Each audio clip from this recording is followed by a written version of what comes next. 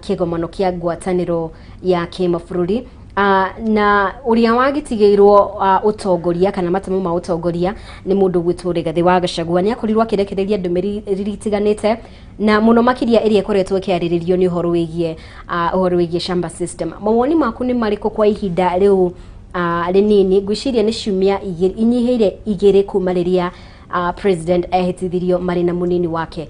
Mawoni maku ni mariko megie mwathanire wa munini wa president Rigathi Gachagua? Mwathanire wake na muno makiria ukiringithania na mwathanire wa president William Ruto riria ari munini wa president Uhuru Kenyatta.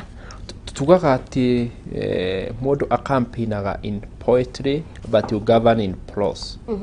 Na oya thirikari what you do no mwaka reduce on poetry kala narrative. Secondly ati twikihinda kia mwathanire turauga wa kala wa gwetha siasa kala wa siasa retwa populism iria guciuthia twitaga roadside declaration mobi wele kogo ukakiwa ndakuhe nyumba fulani iria tugaga you tell voters uria makwenda kuigua other than ndurarongorera kindu tugwita a certain policy.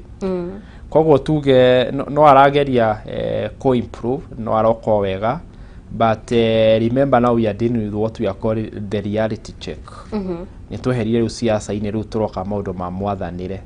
Policy ciugaga ati okone shamba system ri what are the pros and the cons. Introduce yari kindu kiega muno tudiroka guteithiririo kuria wa mitito iroka ku increase on food production iroka ku reduce on drought. What is the demerit? Demerit ni ria Wangari Maathai augite it's prone to abuse. Two abuse. One, uthukagia kwa mitito tundu he mundu kuingira na ugeru wala ria kwambia gutema mitito ku na kwenderia andu mbao ungi maundu ma makara.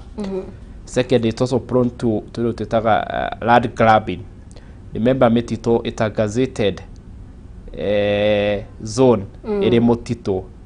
Kowo if you can be able to call your we capacity 0 point something na we gazette rere ugacoka regare ke to furoti ko wambia kwendia ri andu mambia nginya gwaka ri mitito handu hatari-ine. So as much as ni araria no muhaka egemere muno miario iratwarana na policy cia thirikari, miario iratwarana program cia thirikari, miario iratwarana project cia thirikari, miario iratwarana na mwathanire wa thirikari other than miario ya kurogota ni kurikana agweta ogwo ndikali gazeti turathomaga ya Tuesday irakoretwo kiwa ruginya andu ne mambitire gucoka mitito. Remember there must be a policy agiko shamba system yo ne gutwika implemented. Tithi gwire ati mubingira ndakuhe nyumba elo he mitaratara iria ngukwira ndakwira nyumba elo ndirakuhe urihage mortgage. So there must be a contract. The contract yo ne policy. So lwega tuko twi cautious tutikagwete indo cirathi mugaru na policy cia thirikari tutikagwete indo miario hi itaroleka implementation part of it the timega but in terms of we gukoro ari active ni tugele akoretwo ari very active hari mwathanire wake comparison William Ruto ari deputy president 2013 no iko ari a bit difficult to do acio moyagirira thirikari na gatiba keru riu trola Rigathi o akoretwo na miaka 10 onake agwika study ya uria deputy president agirirwo ndogirwo gukinya haha ndogirwo gucoka haha riu aya moire gatiba kari keru by the time no wari the first deputy president yukurikana ndio gimetagwo vice president na hĩndĩ ĩyo matiathuragwo marĩ ticket yarĩ prerogative ya president ũrĩa ũramwetheire kura mũno ko niwe mũmbi akauga as part of political reward ugakorwo vice president. But this one remember we have a president, we have a deputy president na turamita the presidency. Onako thirikari ni mũndũ gwĩtwo William Ruto ona Rigathi ariho thĩinĩ wa presidency. Kogwo it's good. It's been very active. Athio na mbere oguo lolo tukimurie hi miario yake no igitwarane na policy cia thirikari.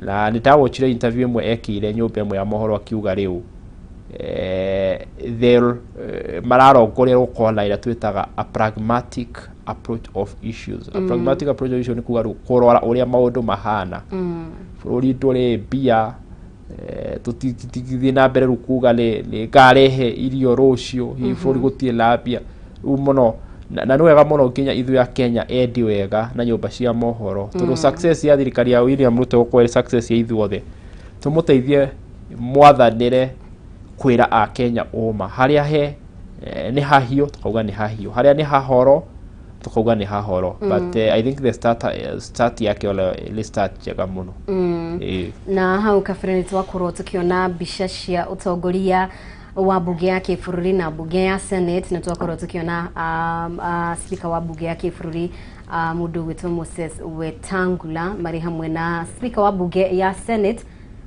mundu ogwitwo Amason Kingi ni twakorwo tukiona utongoria wa ruhonge rwa ucirithania mundu gwitwo mutongoria wa igoti ikaru mundu gwitwo Martha Koome oro hamwe na Philomena Mwilu na atongoria age makorwo magikinya utongoria wa bunge ya kĩbũrũri turakiona mundu gwitwo munini wa speaker ya bunge ya kĩbũrũri Gladys Sholei oro hamwe na munini wa speaker ya bunge ya Senate ario hau oro hamwe na atongoria angi aria maragithie na mbere gwikinyia thĩinĩ wa bunge ya kĩbũrũri kana ciikaro cia bunge ya kĩbũrũri metereire mundu gwitwo President William Ruto na no turakiona nginya utongoria wa Azimio la Umoja mundu gwitwo mubunge wa Suni East mundu gwitwo Junet Mohamed na atongoria angi a ngwatanĩro ya Azimio la Umoja mari hau metereire President William Ruto nigetha akorwo akihingura bunge ya 13 na niatanyetwo gukorwo akigweta maundu maiganona megie mwerekera uria egukorwo akioya hari gutongoria bũrũri wa Kenya na muno makiria maria egukorwo akirongoreria kana agikirira hoka ni horo wigie kwarahura utonga wa bũrũri economy ya bũrũri gikorwo ni horo wigie urimi maundu mamwe ma maria tugukorwo tugitanya akorwo akiaririria muthenya wa umuthi wakiri atugithiaga na mbere kwamukira mbica ici arikionereria hihi president ni gukorwo kana hakuhi na gukorwo agikinya ungiona utongoria ucio wi hau ni kuga ari hakuhi gukorwo agikinya hihi no ni wega ukorwo kigweta kaundu kegie ni wakorwo kigweta horo wigie ndudu yake ya minister ari arakorirwo akiamura no kuringana nawe ni arakorirwo akiganania kana ku balance uhoro wigie gukorwo agitia ringi kiraniro giake kuri hihi ari akoretwo akirira amawira akikorwo ni icigo itiganite thiini wa ndudu-ini ya minister na ningi oro hamwe gukorwo akiganania uhoro wigie aria maitheranitie mawira matiganite thiini wa honge itiganite thiini wa ministry ici na ningi ona ageikia ritho mwaka-ini wa 2027 kana mwaka wa 2027 well reke njuge na congratulate President William Ruto ni cabinet yake na tuge ni arageririe muno both from a political perspective and even a legal perspective. Taru atumia maraheirwo slightly above 30%, which is 2/3. Abotigale la relative ya 50%. Kala nuthu. That was a political narrative, that was a political strategy to work counter the mother effect. Kulika tumetha thaurire twelawe.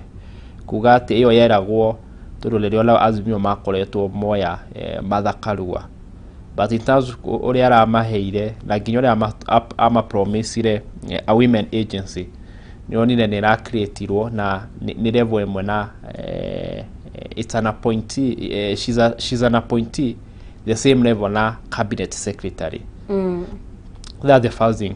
Secondly, trolley president uri gugaga sharp smart na shrewd as he is ni arageririe ni mundu rarora kafere ogwo agweta one nĩ arahotire kuoneka nĩ mũndũ very honest kana nĩ mũndũ ũngĩhokwo na ũrĩa arerĩra a Kenya na arathema mũno gwĩka mahĩtia mekirwo nĩ mũndũ ũgwĩtwo Mwai wa Kibaki the year 2003 makĩandĩkanĩra MOU na aroneka nĩ mũndũ ũngĩtĩa MOU tondũ kũrĩa MOU ya Mwai wa Kibaki augĩte moya thirikari mũndũ ũgwĩtwo Raila Odinga no ũgatuĩka prime minister but the Kibaki in a cabinet igĩtongorio nĩ minister wale wa finance tagwo Mwiraria nĩo merire kana matarire mũndũ ũgwĩtwo Kibaki ahote gũikia mũndũ ũgwĩtwo Raila Odinga nja. What was the net effect? Kuwa gwa gatiba kũringa gatiba ka macungwa. Aya reke ngoro ngĩgũtinia hanini wakiri na nĩ wakikorwo kiona mbica icio President William Ruto nĩ akorwo agĩkinyia thĩinĩ wa ciikaro cia mbunge nĩ wocio nĩ akorwo agĩkinyia thĩinĩ wa ciikaro cia mbunge na egũkorwo agĩkinyia thĩinĩ wa mbunge ya kĩbũrũri nĩgetha akorwo akĩhingũra mbunge ya 13 na nĩ egũkorwo akĩrekereria ndũmĩrĩri yake ĩgĩmainie na mũbango wake ũrĩa egũkorwo agĩtereba hihi bũrũri wa Kenya nĩ mbica iria ũramũkĩra President William Ruto arĩ hamwe na First Lady Rachel Ruto nĩ marĩkia gwĩkinyia thĩinĩ wa ciikaro cia mbunge ũguo ndakorwo ngĩkũmenyithia nĩ twakorwo tukiona rũhonge kana utongoria wa mbunge cieri mbunge ya kĩbũrũri oro hamwe na mbunge ya Senate na no twakorwo tukiona rũhonge rwa ucirithania rwe hau na mbica icio ũramũkĩra nĩ kuma ciikaro-inĩ cia mbunge kũrĩa President William Ruto akorwo agĩkinyia reke tũkorwo tũgĩthikĩrĩria.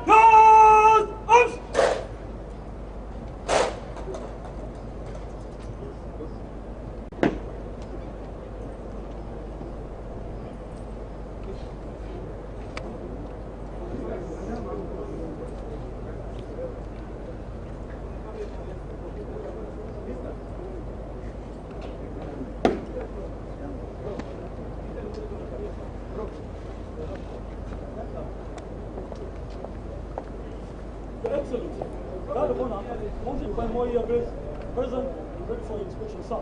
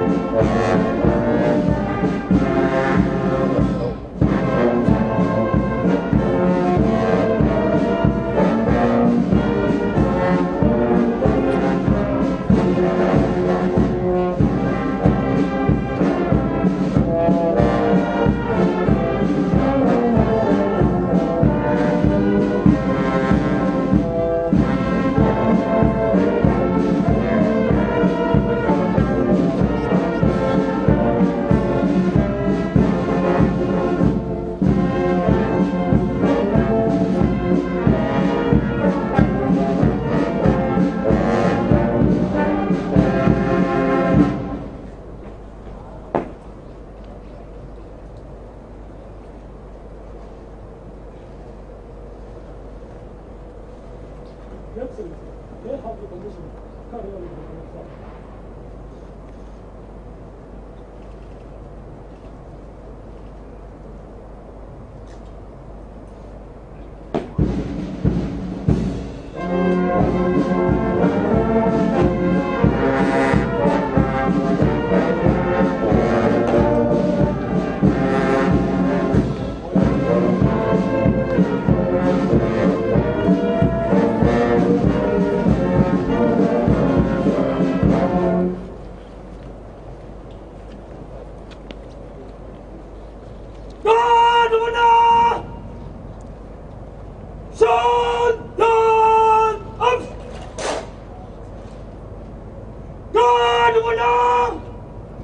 National salute! Peace up!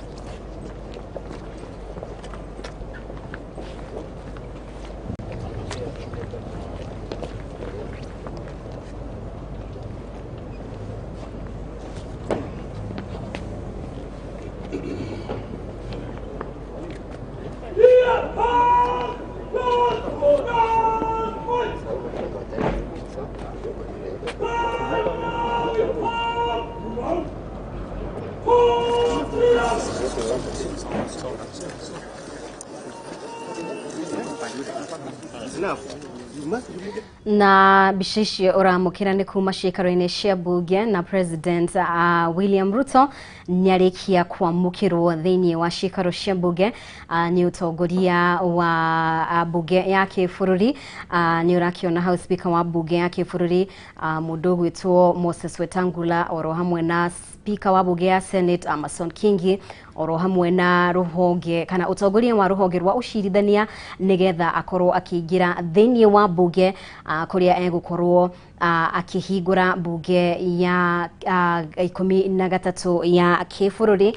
Na oho no atanyitwo gukorwo akirekereria ndumiriri yake igie hihi ni mwerekera uriku egukorwo akioya uhoro kunainie na utongoria wa bururi ni wocio ni akorwo akiingira thiini wa mbunge nigetha akorwo agicemania na mbunge thiini wa mbunge cieri, mbunge ya kibururi oro hamwe na mbunge ya Senate kuria mamwetereire akorwo akihingura mbunge yo na ningi akorwo akirekereria ndumiriri yake oguo gukwirite igie uria gukorwo agitereba bururi. Na ningi uririkane thutha wa gikaro kia muthenya wa umuthi mbunge magakorwo makigomana ringi tariki 4 mweri twerekeire na thutha ucio ni magakorwo mena dereti kana debate igimainie na ndumiriri iria President William Ruto gukorwo akirekereria muthenya wa umuthi miarikia gukorwo agikinya koguo ni turatanya korwo agikinya thiini wa mbunge ririkana aumanja koguo ni turakorwo tugitanya korwo agikinya thiini wa mbunge nigetha mutaratara ucio na mihang'o iyo ikorwo ikiambiriria ndagika o yothe kumanagia na riu no maragithie na mbere kwaririra mifango na mihang'o iyo thiini wa mbunge ya kibururi kuria President William Ruto akorwo akierekera nigetha akorwo akihingura mbunge ya 13 ni turakorwo tugitanya hihi ngurani iria igukorwo iri ho ndumiriri-ini yake muthenya wa umuthi na ndumiriri iria uria urari President Uhuru Kenyatta akorirwo akirekereria akihingura mbunge ya 12 mwaka wa 2017 ni wocio nyurakiona ni wocio gukorwo akiingira na urangiri mwingi muno makiria ni wocio raingira thiini wa mbunge kana utanyitwo gukorwo akiingira mbunge-ini ya kibururi ndagika o yothe kumanagia na riu nigetha korwo akihingura mbunge ya 13 nigetha wira ukiambiriria kana nigetha ambunge cieri mbunge ya kibururi na mbunge ya Senate makorwo makiambiriria wira gutungatira muingi na ni mbica iria uramukira kwa ihinda riri kana ni mbunge ni giikaro kirehete atongoria kuma mbunge cieri mbunge ya National Assembly kana mbunge ya kibururi oro hamwe na mbunge ya Senate nigetha mbunge ici ikorwo ikihingurwo muthenya wa umuthi ririkana kiumia kihituku mbunge ici cieri ni ciakorirwo ikigererio mathomo megie mitaratara na mawatho ma mbunge ici cieri na muthenya wa umuthi nirio President William Ruto arahingura mbunge ino kwa ihinda riri mbere ya tuhiukite kana tucokete mwena ucio wakiri hihi ni ngurani iriku uratanya thiini wa ndumiriri yake muthenya wa umuthi mutaratara uyu kana mihang'o ino ni kuringana na watho no hihi ni uratanya ngurani o yothe ndumiriri ino na ndumiriri iria President Uhuru Kenyatta arekereirie mwaka wa 2017 akihingura mbunge ya 12 hela ngurani muno tundu mundu gwitwo William Ruto President arahingura mbunge hindi ria kwina maundu maingi muno Kenya's mena expectations hindi ya Kenya mena kindu gigwitwo hope kana mwihoko na ni marenda mundu kumahe mwihoko ni marenda mundu ukimahingiria tu maundu twiri tutatu mena tuo twa mathina hihi andu matira mutureni uritohire President Uhuru wa Kenyatta akihingura mbunge ya 2017 thina wake wari munene wari mugayukano uria wari ho wa kibururi na andu kugayukanwo tu ni ukuririkana akoretwo athurwo thutha wa githurano giake guteanirio the second thing na wahidi akoretwo agiface oppositionist ari Raila a more defiant Raila than this time no Raila wa thaici ni oneka ahorereire muno tita Raila wa hindi ona ukoneka bururi nuthu imwe noyo nuthu imwe noyo ona ni gwero gucokerwo nuthu ino ekite no gecokerwo koguo arageria mbunge agiface a serious question of political legitimacy kana gwitikirika igisiasa legally ni etikirite tundu ona ni kwari na cira thutha giacokerwo na akitukio ni igoti na akihitithio kurikana mitaratara ya kiwatho so legally he was a president but there was the question of legitimacy politically gwitikirika kuiguika iyo niyo yari na thina muno tundu half of the country na nirio nginya miene imwe ugani enda kuyamukania kuma bururi wa Kenya ithondeke bururi wao koguo part of the country there nake so for him message ile yaheanaga it's a more of unifying message ya kunyitithania handu hamwe kwaria urumwe urumwe wa Kenya thaici William Ruto olokoro hi nuthu ndina mugaya ndina muthura ndaraface muno question ya legitimacy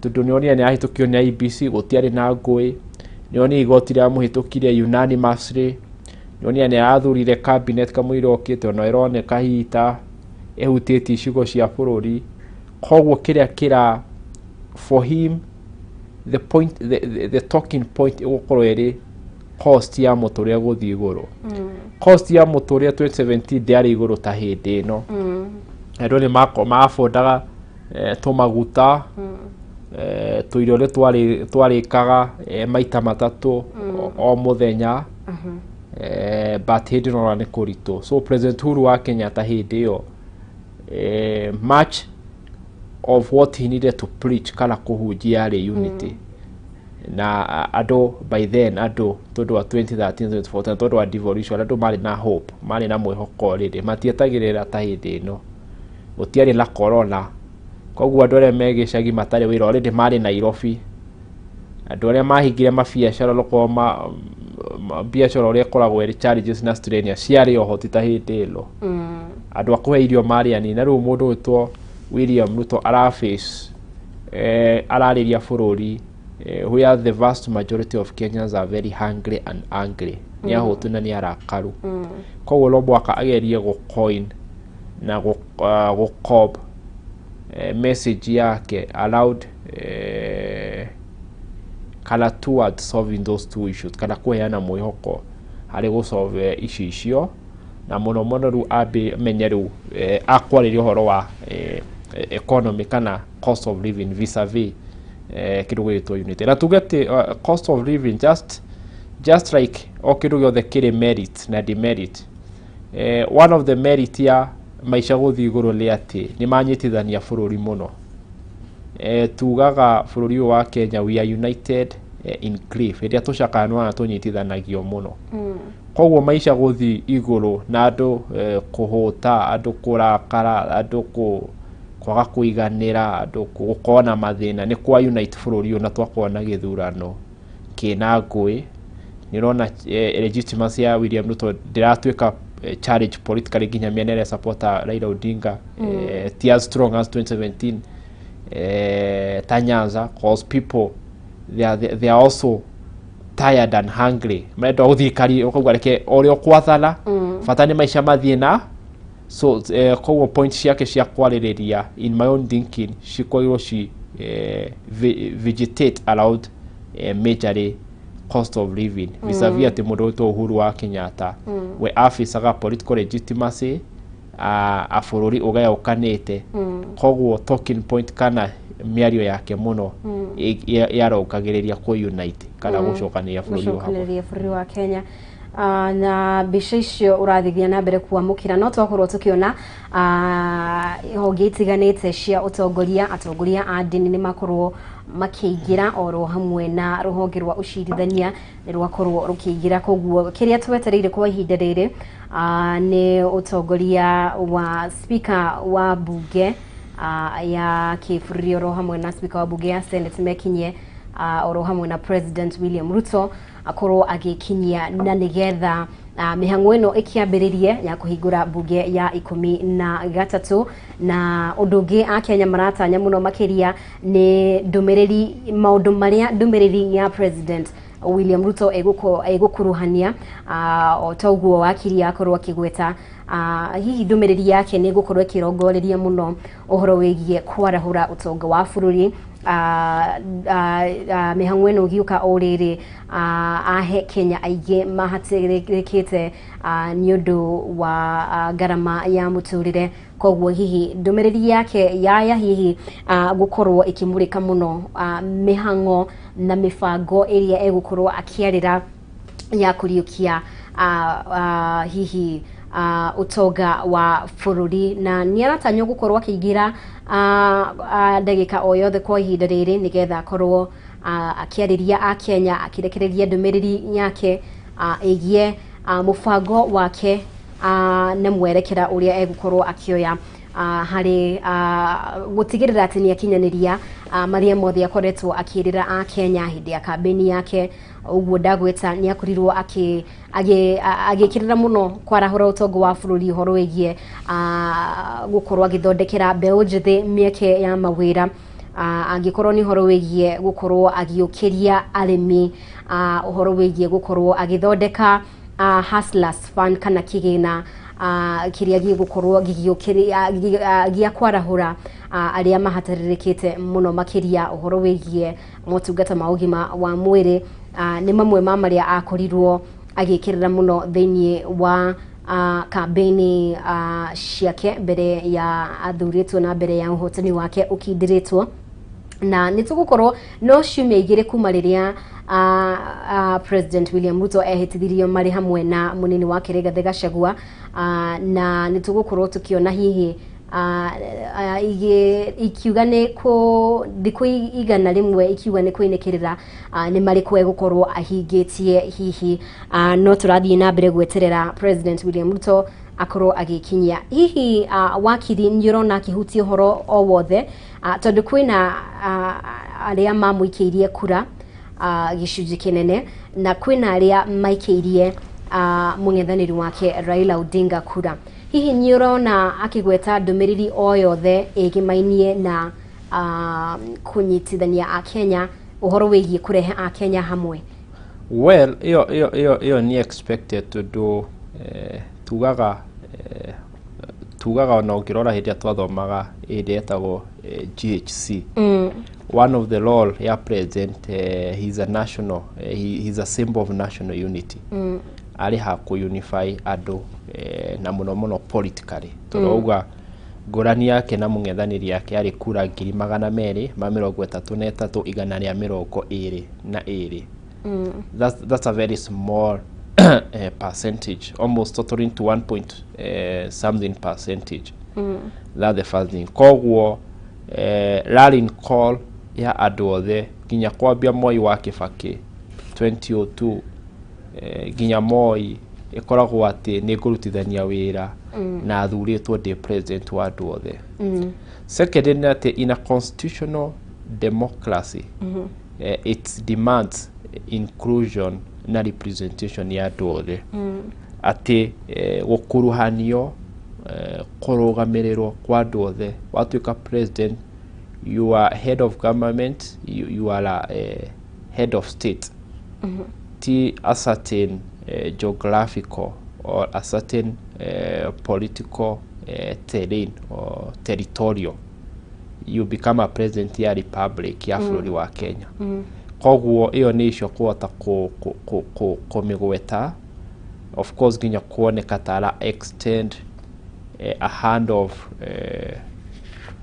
working together na aria matamuthurire aria ndo tuki consider also a vast majority of Kenyans, na muno he must be seen o kana no mwaka oneke akionekania arageria kunyitithania bũrũri tondu ni tuwe politically he gicigo iria cia muthurire in their majority, he gicigo kiria kia mathurire in their minority, na he gicigo kiria kura ciake citari nyingi na ginya purely because of how we organize our politics in terms of regions and ethnic mobilization, na tugaci form cigakorwo cie nicio a political demographic and constituency.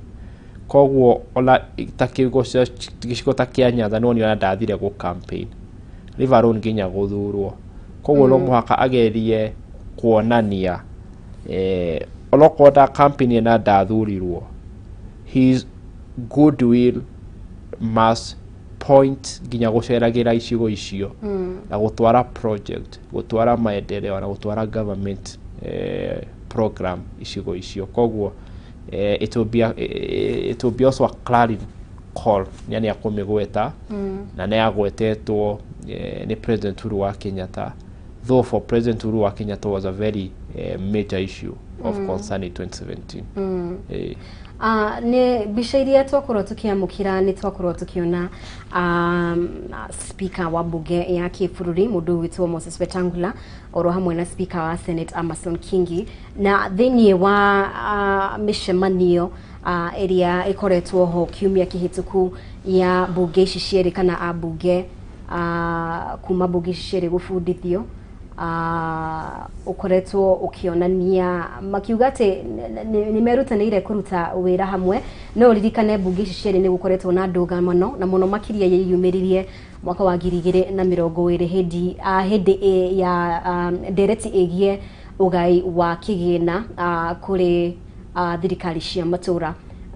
Uratanya urutithania wa wira mbunge-ini ici cieri ukorwo uhana atia na mihaka ekonainie na mawira mabunge ici cieri? Well, ni ati uria njugirie ati abunge thiini wa bururi wa Kenya, East Africa na Africa na major mabũrũri mothe kinya kuri mwena wa Britain, tondu ni ukuririkana our system or our model of governance ni kuhoya tuhoete kuma bururi wa USA kana bururi wa UK, kona tukoragwo thi wa kindu gitagwo Commonwealth na tukoneka tukahuthira western ideas of governance in terms of even our study orders na rules of relevance. Ono grora kuri ogwo keretha ni mari an upper and a lower house, kuri ogwo USA the same. Role cia andu abunge ni guthondeka mawatho, kurugamia na kunyabara. Kogwo those are three uniting constitutional laws hari mbunge ici igiri ati icio nicio magirwo gwika iyo ucio ni uhoro wao. Either way, mbunge ya Senate still urathondeka mawatho concerning counties, so you're still doing legislative work, ureka representation ya ma county as per delegate, ureka kindu wetagwo gunyabara county report iria cirareho ni auditor munene. But remember, o ici cieri hari role kana kuruta wira kwa role ici ithatu no mwaka cimenye we role yaku hari oka ni guthondeka watho urakinyia ha, ni ndirakinyia ha. Can the National Assembly legislate on a county bill? That's the first thing. Mitaratara ya bill yagirirwo he bill iria close cutting no mwaka ithikiririo ni National Assembly icoke Senate na icoke mihitukire. Are they able to agree on some certain clauses? Tunaona maki different clauses. National Assembly gakwa ni hitukirie, but the Senate direda certain clauses wakorwo na baraka na mugucanio.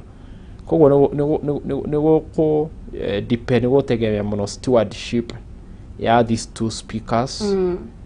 If acio matina thina kwaria in their two levels, omaka gukwa na kurutithania wira kwa mbunge ici gutigakwa na go slow down kwa services or governance pure into do mbunge ici tiraiguana. Kogwo no muka mbunge icio nacio ciote kurutithania wira. Okay, gutinia hanini ucio ni President William Ruto ni arikia kuingira thiini wa mbunge nigetha akorwo akiariria a Kenya na akihingura mbunge ya 13.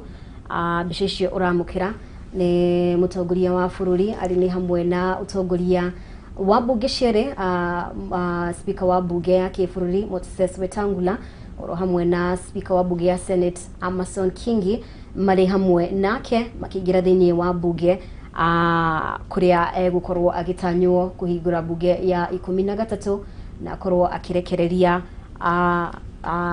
ndumiriri yake kuri bururi wa Kenya igimainie na uria gukorwo agitereba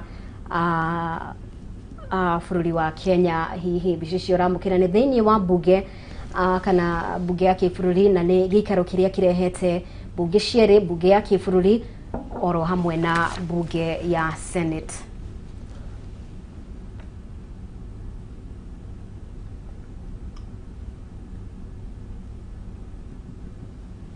Na ni President William Ruto ni arikia gukorwo agikinyia thiini wa mbunge ali ni hamwe na speaker eri, speaker wa mbunge ya kibururi Moses Wetangula oro hamwe na speaker wa mbunge ya Senate Amason Kingi. Ni wacio ni marikia kuingira ni mihengo iria irambiriria kwa ihinda riri, mihango ya kuhingura mbunge ya 13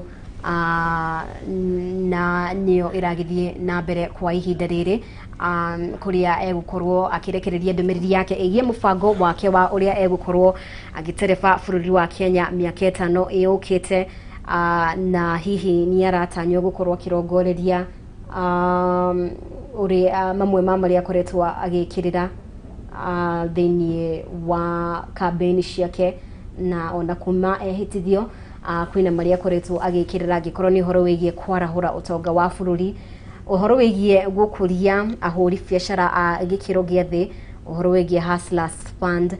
Mau ni mamwe ma maria turatanya kuigua thiini wa ndumiriri yake.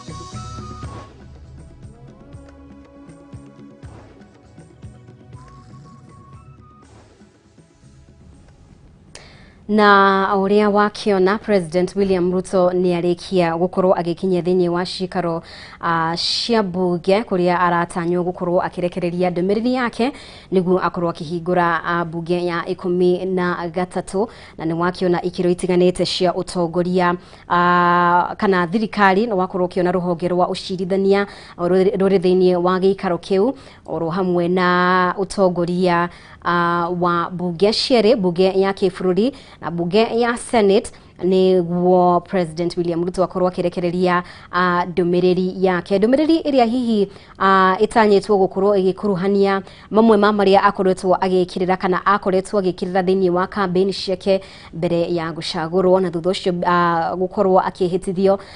Kenya ni maratanya akorwo akirongoreria uhoro wigie ukuria wa utonga wa bururi, uhoro wigie gukorwo kigina kia hustlers kiria akoretwo akigweta, uhoro wigie njira cia kungethanira na thiri uria bururi wa Kenya uri naguo na uria bururi wa Kenya ukoretwo ugikomba miakeo ihitukite, na uhoro wigie ginya ugima wa mwiri, motungata ma ugima wa mwiri, na ningi uhoro wigie gukuria ahuri biashara gikiro gia thi ni mamwe ma maria turatanya akorwo akirekereria thiini wa ndumiriri yake, na no turatanya akorwo akirekereria kana akigweta uhoro ukonainie na kurehe Kenya hamwe, urumwe wa bururi wa Kenya kuma icigo itiganite ni mamwe ma maria tugukorwo tugitanya akorwo akirekereria.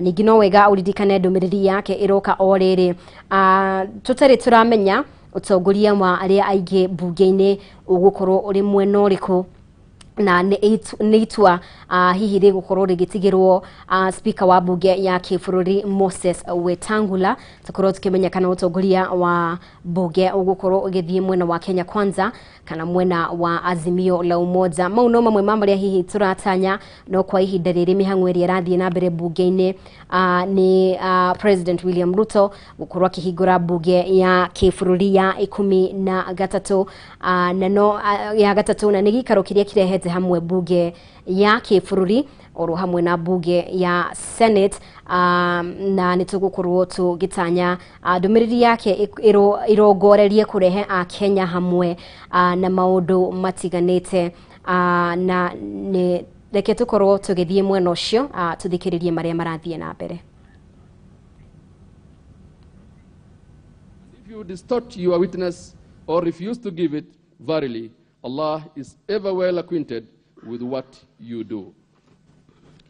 I pray that you grant them love, unity, and cooperation among themselves so that they could discharge their task effectively and efficiently. Allah grant them and their families good health and long life so that they continue serving citizens of this country in the manner that pleases you. Ya Allah, we pray that you shower your blessings on our nation, our people, our leaders, and all our work, especially this gathering and all its participants. Grant us peace, love, unity, and prosperity. The nation is facing myriad of challenges. Drought is devastating and taking lives of innocent and less privileged people. High cost of living is no better. Corruption by dishonest and greedy public servants remains the worst and the most difficult challenges our nation ever faced. My special prayers is for blessed rainfall, the leaders to honestly address and discharge their duties, to take their mandate head on the corruption and resuscitate and revive the economy. May peace and blessings of Allah be upon the messengers of Allah and on all righteous men and women ever lived on this earth. Amen.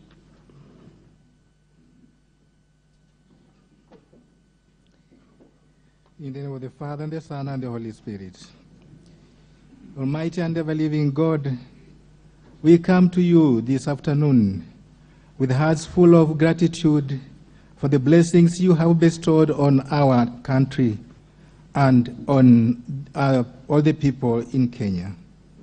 As we gather here today, we thank you more especially for our President, Honorable Dr. William Samoei Ruto, and his deputy, Mr. Rigathi Gachagua, and all the elected leaders with whom he will run this country. Today, as we gather in this august house for the solemn opening of the 13th Parliament, we pray for our nation and all the leaders that you may anoint the government that you have given us. We thank you humbly that you may bless our leaders, not only in the government, but also in all other areas that run this country. We also pray for your blessings upon all the arms of the government. Bless all the members of the executive, the legislature, and the judiciary, so that they may dispense their duties with integrity and respect for the rule of law. May they always seek to serve the interests of the people of Kenya and not their own interests.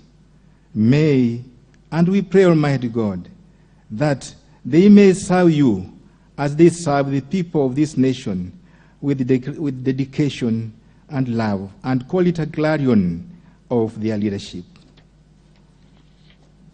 Lord, grant the members of the National Assembly and the Senate the wisdom to handle the legislature and legislative agenda of this nation with respect and to the true values rooted in your word, the Gospels, and our culture.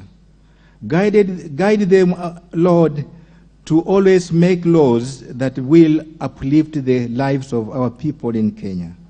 Give them the graces to allocate resources wisely without external influence or in pursuit of their own personal interests.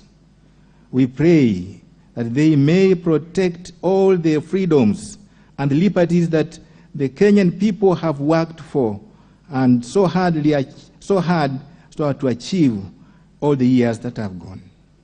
Guide them to uphold the Constitution and the rule of law. Lord, guide them to be selfless leaders who will revere your words always and your presence in this house.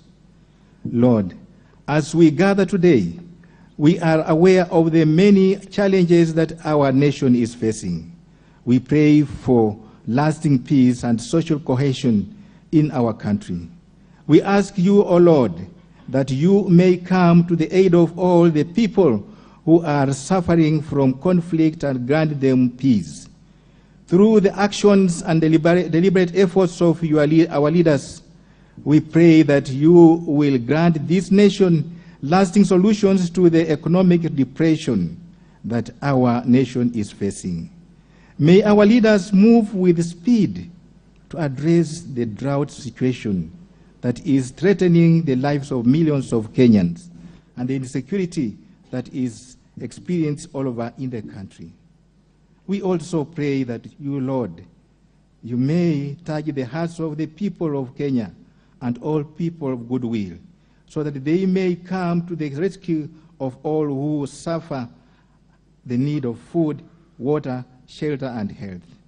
Grant us your peace, grant us your solace, and grant us your tranquility as we go into this session. We ask this through Almighty God, his Son, Jesus Christ, our Lord, forever and ever.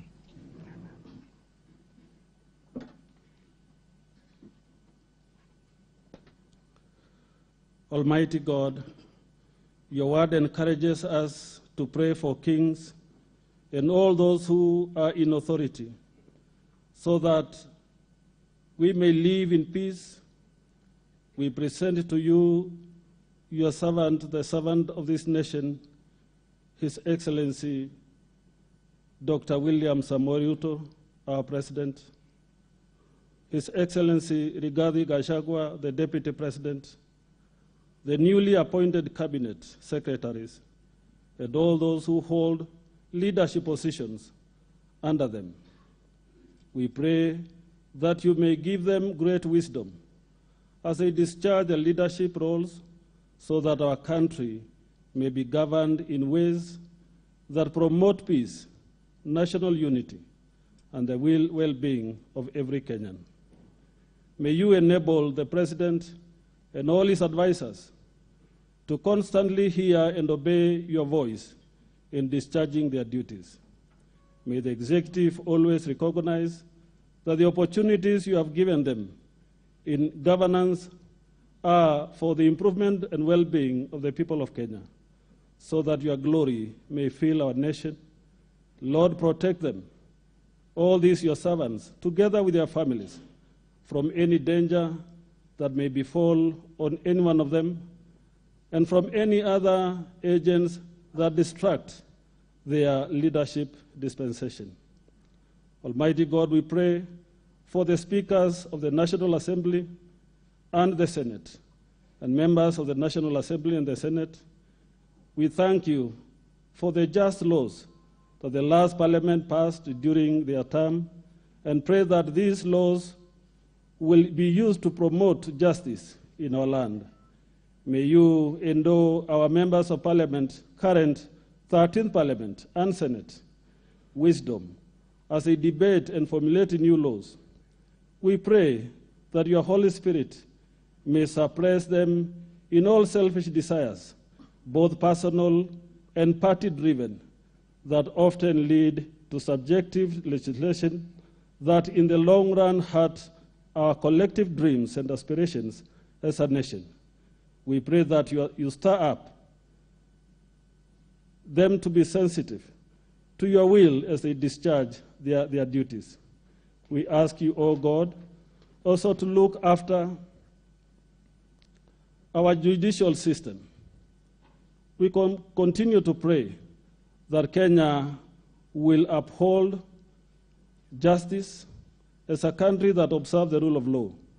We now pray for the judiciary and its officers that the executive, as they execute their mandate, they will always strive to ensure that justice rolls on like a river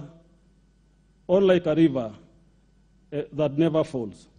May you, in your mercy, remember the Chief Justice, Mother Koome, her deputy, Philomena Mwilu, and Judicial Service Commission, judges of the Supreme Court, judges of the Court of Appeal, judges of the High Court, and magistrates across the country. We thank you for these your servants and ask for godly wisdom on them as they interpret laws and pass judgment in seeking to settle disputes, that they will always be directed by truth.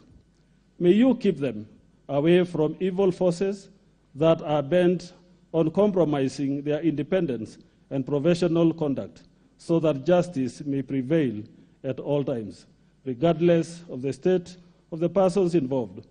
May you fill them with the spirit of boldness, so that your name may be glorified. Through Jesus Christ our Lord, we pray. Amen. Ashirangai Baba. Amogra yoga galarian hope. Negra galurangai na saba na shuna yota galua alari ko nilang. William Samuel Ruto. Mara ninya alari ko nilang. Ola sojira ninye. Yo mo ni yanga yam. Tama yana ni jangai. Veri ko re nyabo ogin. Ministrani angaya na saba na shu. Tara maraba ogin. Rubunga yo sanarani. Ola sojira ogin. Amuyana shoina rigori. Jo merobige. Jo rigi yo residai. Jo yo merorigo residai ala rodian. Amuya lobe yo bogin. Nerigi yo merorigai net. Nerigi yo gangai ranjabai. Angaya na saba na shu. Rodi yo kolorongana. Angaya na saba na shu ay golang. Bemeror mana neme barungani. Amu mbana yo olongani orar kala. Angaya na saba na shu jerigi yo residai. Tongari bogin. Nigi rame lonage. Anao monanga masai. Meraba irano olonyi bor. Naba yana koi merek. Meroro bilo. Ena kurogan gireng. Meroro bilo. Eno oloriele modindar. Meroro bilo ana laragwa. Lele badun. Emeshi bishibana.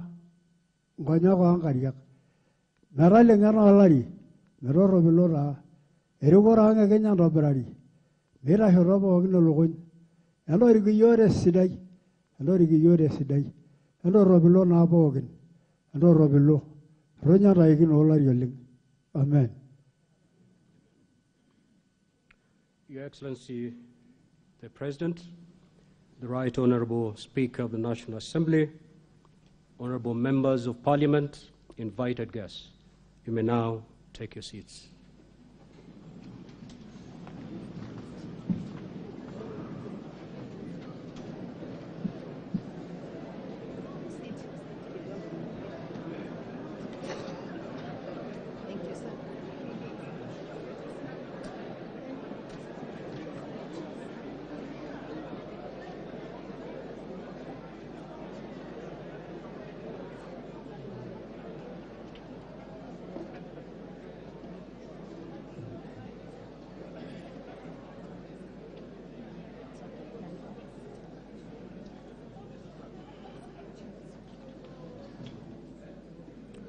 Order, members. Your Excellency, Honorable Dr. William Samoei Ruto, CGH, President of the Republic of Kenya and Commander-in-Chief of the Kenya Defense Forces, the Right Honorable Speaker of the National Assembly, the Honorable Moses Wetangula, EGH MP, honorable members of Parliament. Article 132(1) of the Constitution of Kenya requires the President to address the opening of each newly elected Parliament. By a letter, reference number OP/CAB.26/417/Volume 1, 38, dated 21st of September 2022, His Excellency the President notified the Speakers of Parliament of his intention to address the newly elected Parliament on Thursday, 29th September 22, in the National Assembly Chamber, Parliament Buildings at 2:30 p.m. Accordingly, and pursuant to Article 132(1)(a) of the Constitution, and further pursuant to Standing Order number 24(1) of the Standing Orders of the Senate, by Gazette Notice number 11266, which was published in the Kenya Gazette of 22nd September 2022, I gave notice of this joint sitting to all honorable senators. Honorable members, this joint sitting is therefore properly convened. I thank you.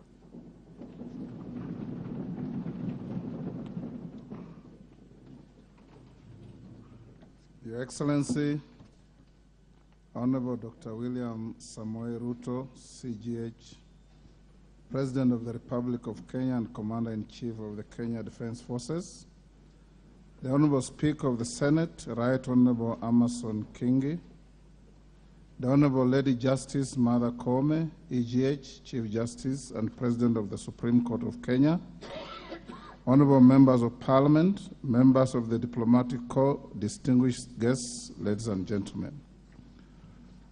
Article 132(1)(a) of the Constitution of Kenya requires the President to address the opening of each newly elected Parliament. In this regard, pursuant to the provisions of Article 132(1)(a) of the Constitution and the provisions of Standing Order number 21 of the National Assembly Standing Orders, and by Gazette Notice number 11265, which was published on 23rd September 2022, I gave notice of this joint sitting to the members of the National Assembly. Accordingly, honorable members, this joint sitting is properly convened. Your Excellency, it is also custom of Parliament to recognize invited guests seated at the Speaker's row, the public servants' bench, and the Speaker's gallery. I therefore wish to recognize the following guests who are seated in the Speaker's row.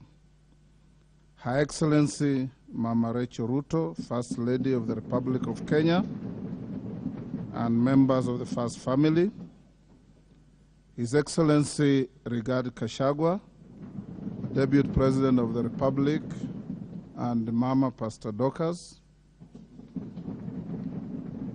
We are also pleased to host the former Vice President of the Republic, Honorable Musalia Mudavadi, EGH.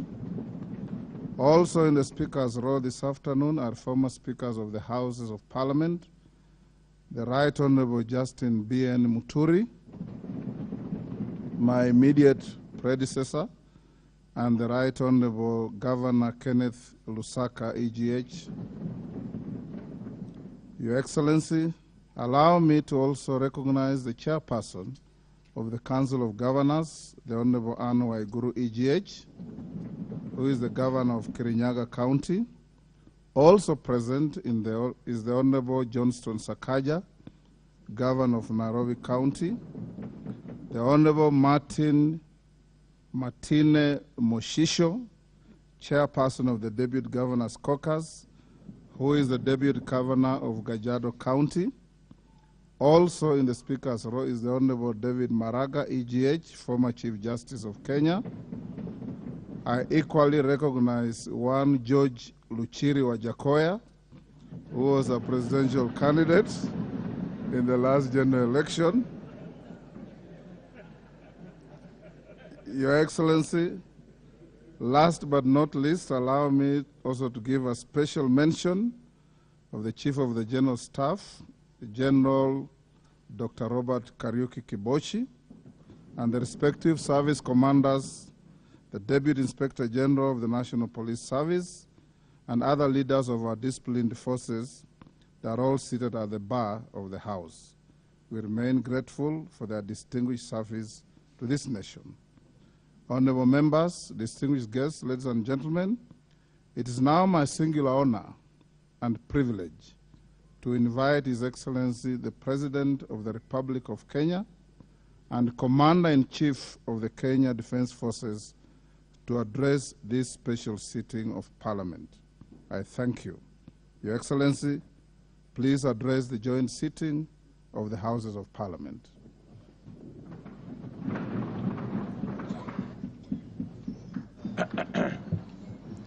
Asanteni sana, tafadhali tuketi.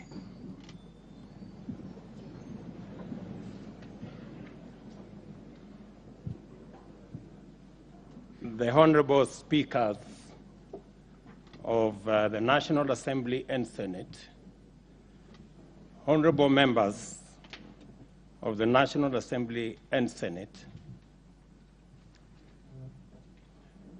by the grace of God, it is my pleasure to address this inaugural session of the 13th Parliament following the August 9th general elections.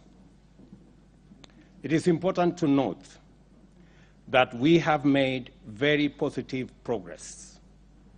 This Parliament has recorded the highest number of re-elected members of Parliament ever.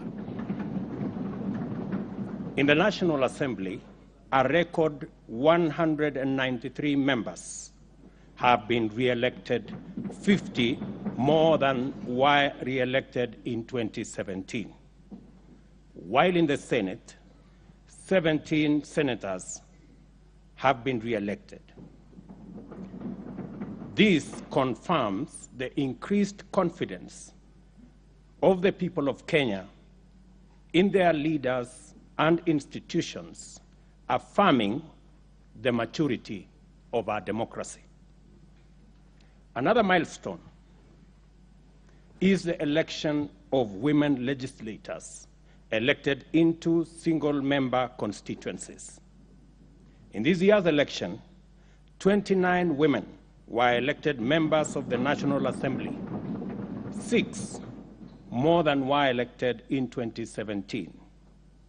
This is a manifestation of the growing confidence in the contribution of women leadership in decision-making, in our governance, and in our political institutions. I am certain that this positive trend will continue into the future.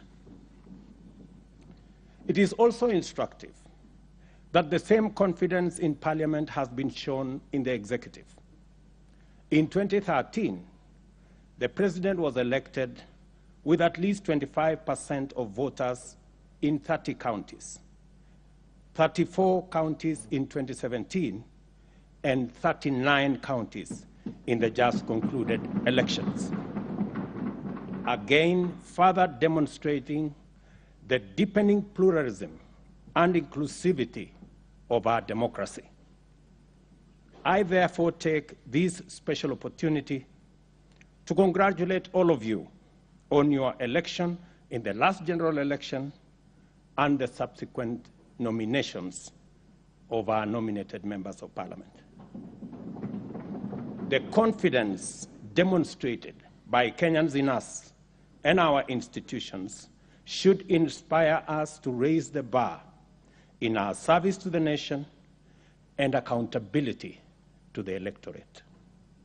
It is also my singular honor to congratulate our speakers, the Honorable Moses Wetangula and the Honorable Amason Kingi, for overwhelming confidence of members to preside over the respective houses of parliament. I also congratulate members who have been elected to parliamentary leadership positions and wish each one of you wisdom, strength, and success in steering our legislative affairs. We gather here on the tranquil side of a competitive election where we all came to grips with the turbulent energies of political competition that characterize our uniquely Kenyan brand of democracy. It is true, this election was an intensely contested election. Nevertheless, that it was peaceful and democratic again confirms the coming of age of our democracy. I submit to you that the fact that the election was so close is an indication that what unites us is always much more greater than what divides us. With the support of Kenyans, we have dislodged ethnicity as the central organizing principle of our politics, thereby retiring for good the ethnic mobilization and personality cults, together with their culture and practices of exclusion, discrimination, patronage, tribalism, and nepotism. We took this assignment further with a paradigm shift of issue-based political leadership anchored in credible platforms, feasible programs, and transformative commitments aimed at positively affecting the well-being of all Kenyans from the bottom up. In summary, and this only happens, by the way, in Kenya, the sitting deputy president became the candidate of the opposition, and the leader of the opposition became the candidate of government. And as things would be, the opposition candidate won the election and became president. And the president became the leader of the opposition party.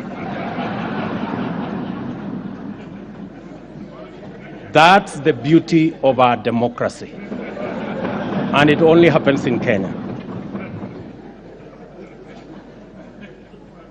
In the process, we also affirmed the sovereignty of the people of Kenya as the ultimate decision makers as envisaged in the Constitution. I promise to lead an administration dedicated to the just and fair government of all Kenyans in order to deliver a Kenya for everybody. I commit to be the loyal, hard-working, devoted president of every Kenyan, and my administration will serve all without regard to any distinction, real or imagined. Certainly, service delivery under my administration shall be impartial, regardless of political affiliation or voter preference. Kenya is our home, and we remain united as one strong family. For these reasons, I want to persuade you that the legislative agenda I stand here to prosecute deserves the bipartisan support of this House.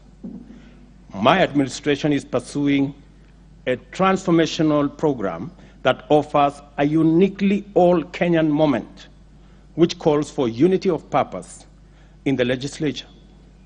We are committed to serving all Kenyans in all wards of each constituency and all counties in every region throughout the Republic of Kenya.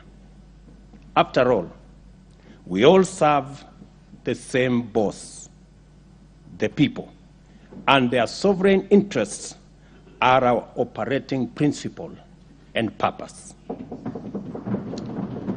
I will run an administration that is open, that is transparent, and my administration will rely on oversight from this House to make sure the public gets value for every cent invested in every policy, project, and program.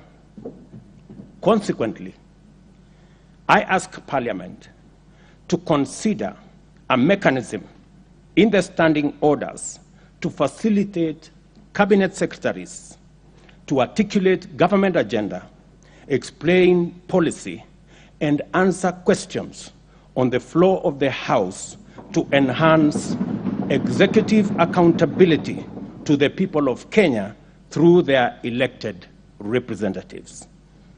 On this matter of oversight and holding government accountable, my administration commits to restore the place of Parliament in our democracy by respecting the autonomy and oversight authority of Parliament on the executive.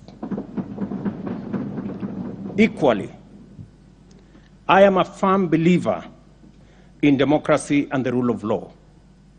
That is why my first executive action when I took office was to undo a legacy of acts and omissions that had incrementally undermined the independence of the judiciary.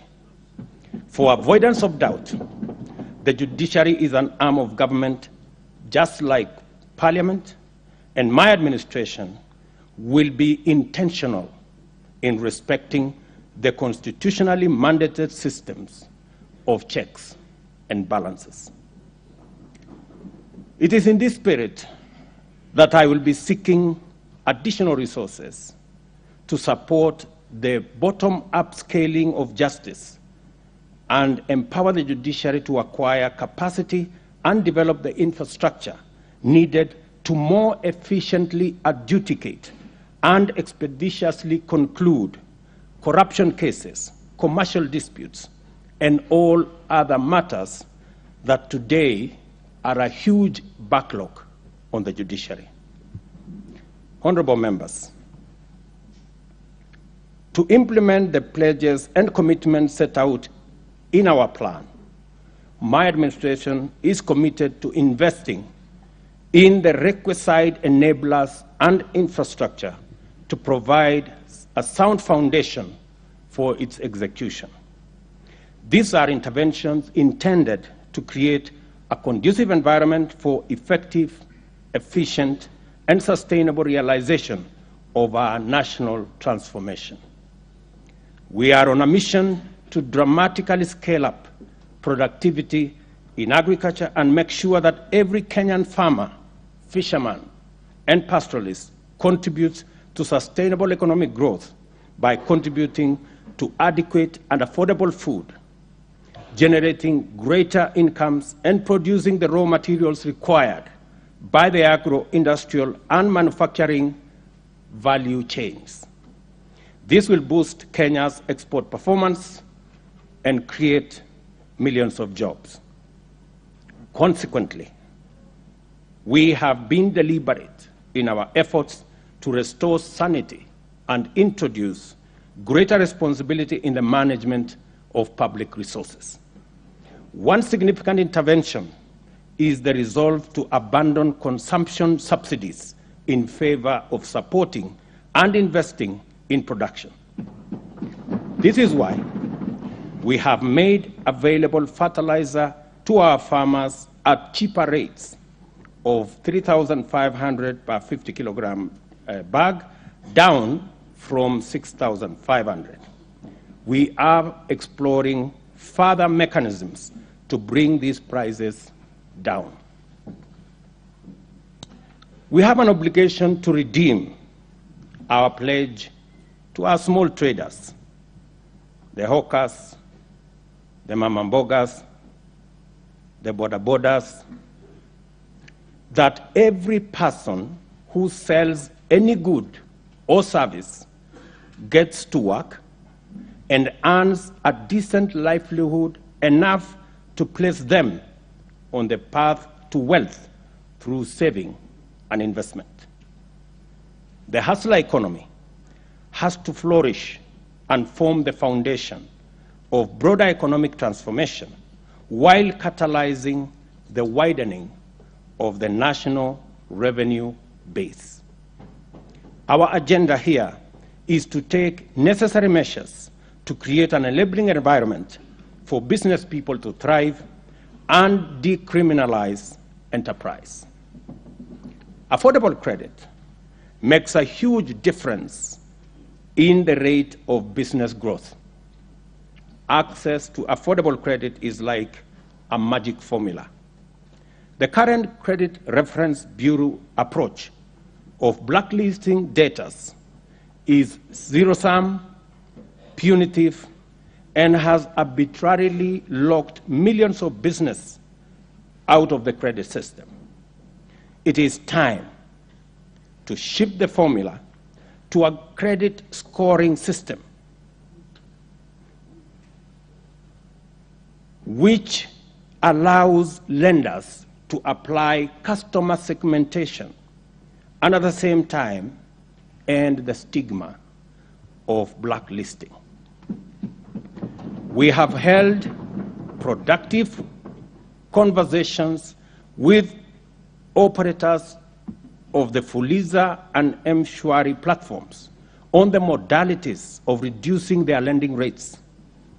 I am happy to report today that yesterday our engagement finally culminated in undertaking by the platform operators to reduce the cost of credit by 50%, and this is a significant step towards unlocking billions of shillings needed to spur economic activity by once again expanding financial inclusion.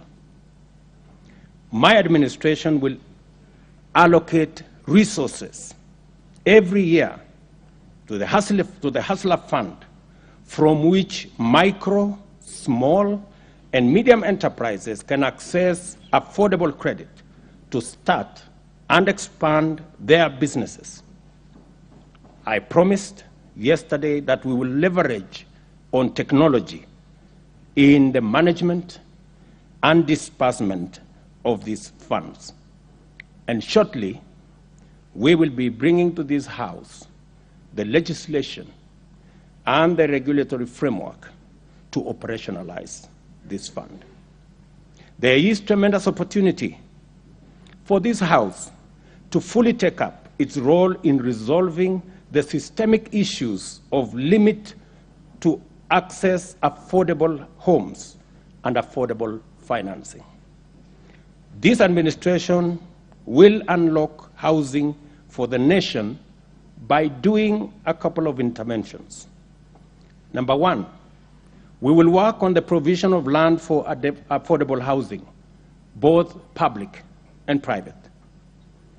And number two, we will provide access to affordable and stable financing for those engaged in social, affordable housing across the country.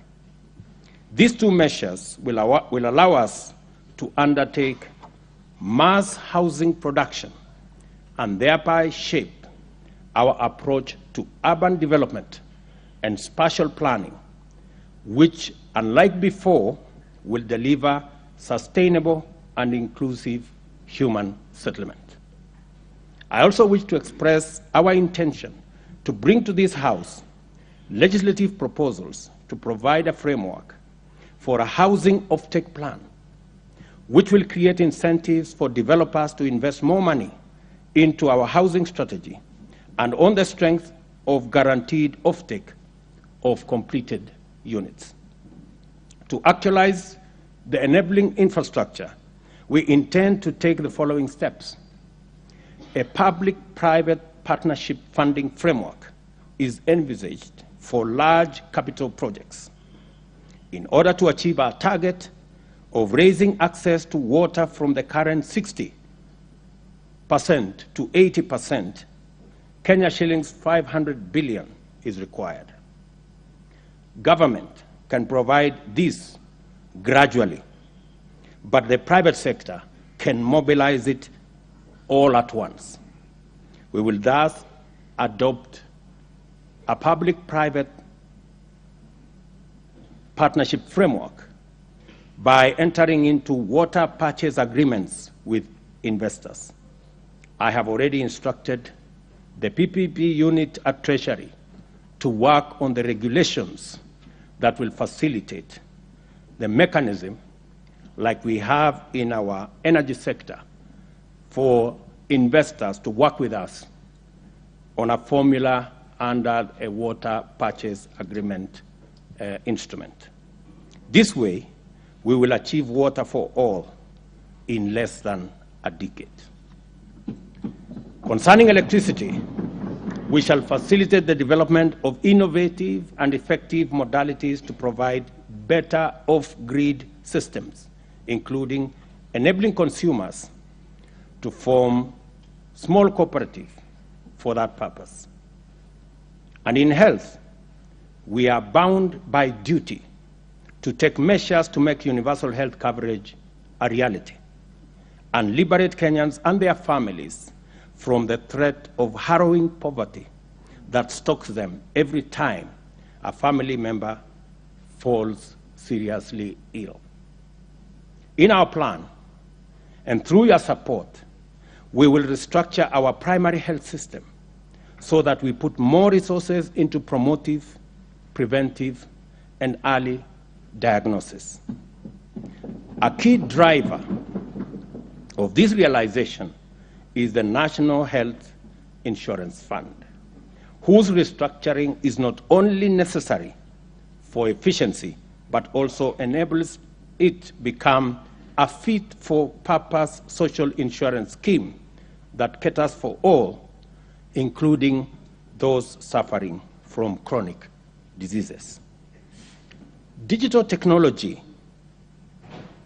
has become a critical player in economic growth. We will capitalize on existing technology and innovation in the public and private sector to distribute the Hustler Fund as promised in our plan.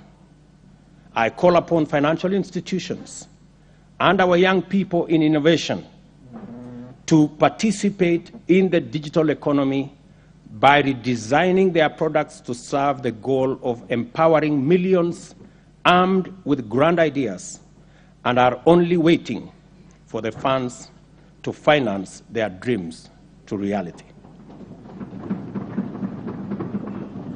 Honorable speakers, honorable members, I have news, and it is not very good news. Our financial situation is not very good. For Kenya to grow to an upper income country, we need to invest at least 25% of our GDP.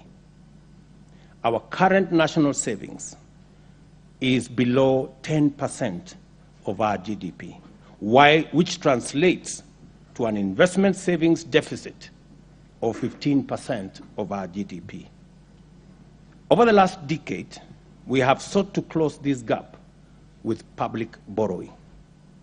This year alone, we budgeted to borrow 900 billion to finance both development and recurrent expenditure. You're all aware that our total collection is 2.1 trillion, which is only enough to pay debt and to pay salaries. Everything else, we have to borrow. The government, members, should never borrow to finance recurrent expenditure. It is not right, it is not prudent, it is not sustainable, it is simply wrong. We must bring ourselves and our country to sanity. Over the next 3 years, we must reverse this and go back to the situation where government contributes to the national saving efforts by keeping recurrent expenditure below revenue. To this end, I have instructed Treasury to work with ministries to find at least 300 billion shillings in this year's budget so that we can remove it, because the market cannot sustain the kind of borrowing we are doing as government. Next year, we will bring it further down so that by the third year, we have a recurrent budget surplus. This we must do, members, because it is the right thing for us to do. On the revenue side, I am committed and determined to ensure that our tax system is responsive to the needs of the economy. It must be equitable, efficient, and customer-friendly. The economic principle of equitable taxation requires that the tax burden reflects ability to pay. This is best achieved by a hierarchy that taxes wealth, then consumption, then incomes, and lastly trade, in that order of preference, so that those who are wealthy and have the capacity to pay should pay more, and those at the bottom of the pyramid should pay what is proportional. This is best achieved by our tax regime that is different from our current tax system, which falls way far short of this. We are overtaxing trade and undertaxing wealth. We will be proposing tax measures that begin to move us in the right direction. We will also work with the Kenya Revenue Authority on a culture change to make it a people-friendly, customer-centric organization. I am of the view that we should rename it the Kenya Revenue Service in line with the proposed transformation. The very large government borrowing requirements has also undermined the business sector contribution to national savings and investment efforts. These measures, outlined above, will also address the problem of government crowding out the private sector from the credit market. It will encourage banks to go back to lending to businesses and also bring down interest rates so that the private sector can also contribute to reducing the savings investment deficit. In many countries, social security, and particularly pension systems, contributes significantly to the national savings. Our current social security infrastructure both public, that is the NSSF, and private, only cater for people in formal employment, thereby excluding the vast majority of working Kenyans. There is no retired Kenyan today who is living on their NSSF retirement benefits. The meager current contribution of Kenya shillings 200 a month adds up to 72,000 over 30 years. There is no rate of return on earth that can grow this into an adequate pension. I mean, we just have to be honest with ourselves. You cannot pretend that you are saving by saving 200 shillings. And it happens across board. Not surprising, many Kenyans scramble to provide for themselves by investing in the 50 by 100 plots of land, thereby exacerbating the problem of land fragmentation, price inflation, as well as land fraud. We intend to overhaul our social security infrastructure to make it inclusive, to encourage those excluded to save. I will be proposing a national savings drive to encourage those in the informal sector to set up their retirement savings plan. For every 2 shillings saved in the scheme, up to a maximum of 6,000 a year, the government will contribute a shilling for every 2 shillings saved by the private sector. Meaning that every Kenyan who will save 6,000 a year, the government of Kenya will give them 3,000 shillings. As part of the response to the ongoing drought, we have embarked on distribution of relief supplies to 3.5 million Kenyans who are affected by drought in 23 arid and semi-arid counties. The ultimate solution to the drought cycle in our country is mitigation of climate change and its adverse effects. We must act urgently to keep global heating levels below 1.5 degrees centigrade, help those in need, promote the use of renewable energy, and thus end addiction to fossil fuels. Honorable members, I know the contribution to the National Government Constituency Development Fund has made in making life better for our citizens. Having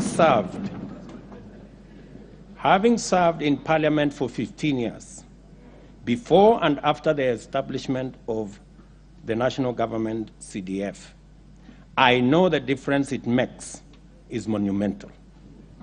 I believe there is a way CDF can be aligned to the tenets of the Constitution. In this regard, I also extend to heart that both houses should also be adequately resourced for oversight duties. With regard to the Senate and its constitutional mandate, I believe the two houses should work together to set up the Senate Oversight Fund. This will be used to provide oversight of the millions of resources that are sent to counties. Honorable members, the people of Kenya rightly expect much of us. We have our work cut out. This is our chance to achieve real change by working together to make Kenya a land of equal opportunity for all where every Kenyan is proud to call home. Let us all play our part in the service of our employers, the people of Kenya. I will be making other statements going into the future. I will make my statement today short. May the good Lord bless you, and God bless the great people of Kenya. Thank you.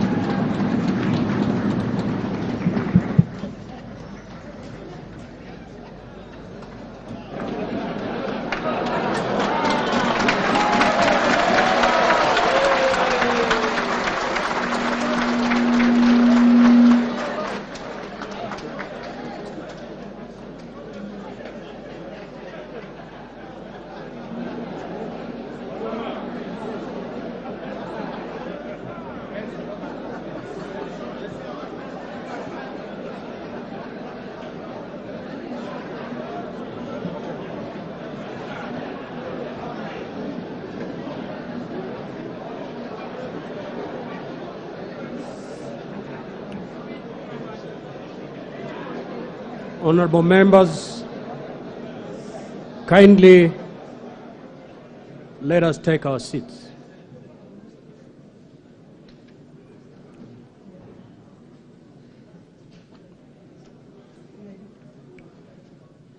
Honorable members,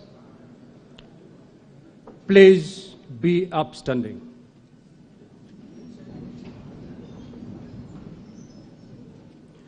Your Excellency, the President, the Right Honorable Speaker of the National Assembly, honorable members, we have come to the conclusion of the business of the day, and it is now time to adjourn.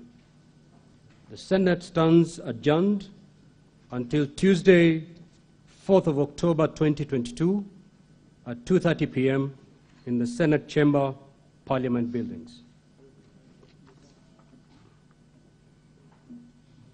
Honorable members, the National Assembly will equally stand adjourned until Tuesday, 4th October 2022 at 2:30 p.m. And before we adjourn, my apologies to the members of the judiciary, those who carried my speech, left out the acknowledgement of our members of the judiciary present in the House.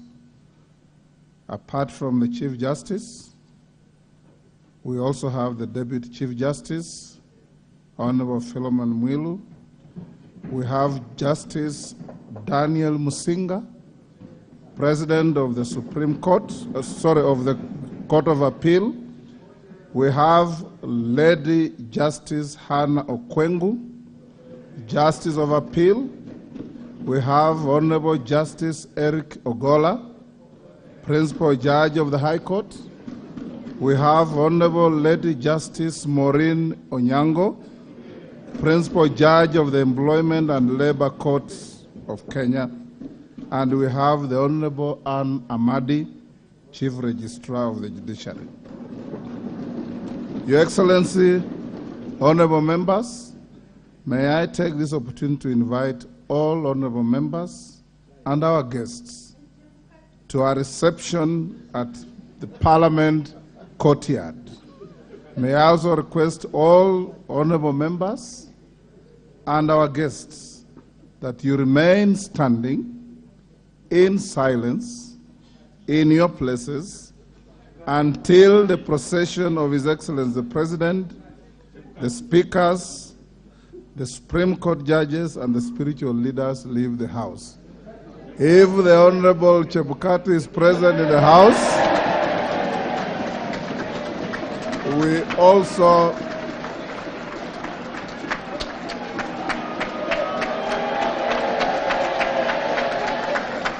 all honorable members, on your behalf, I have the distinct honor to acknowledge his presence.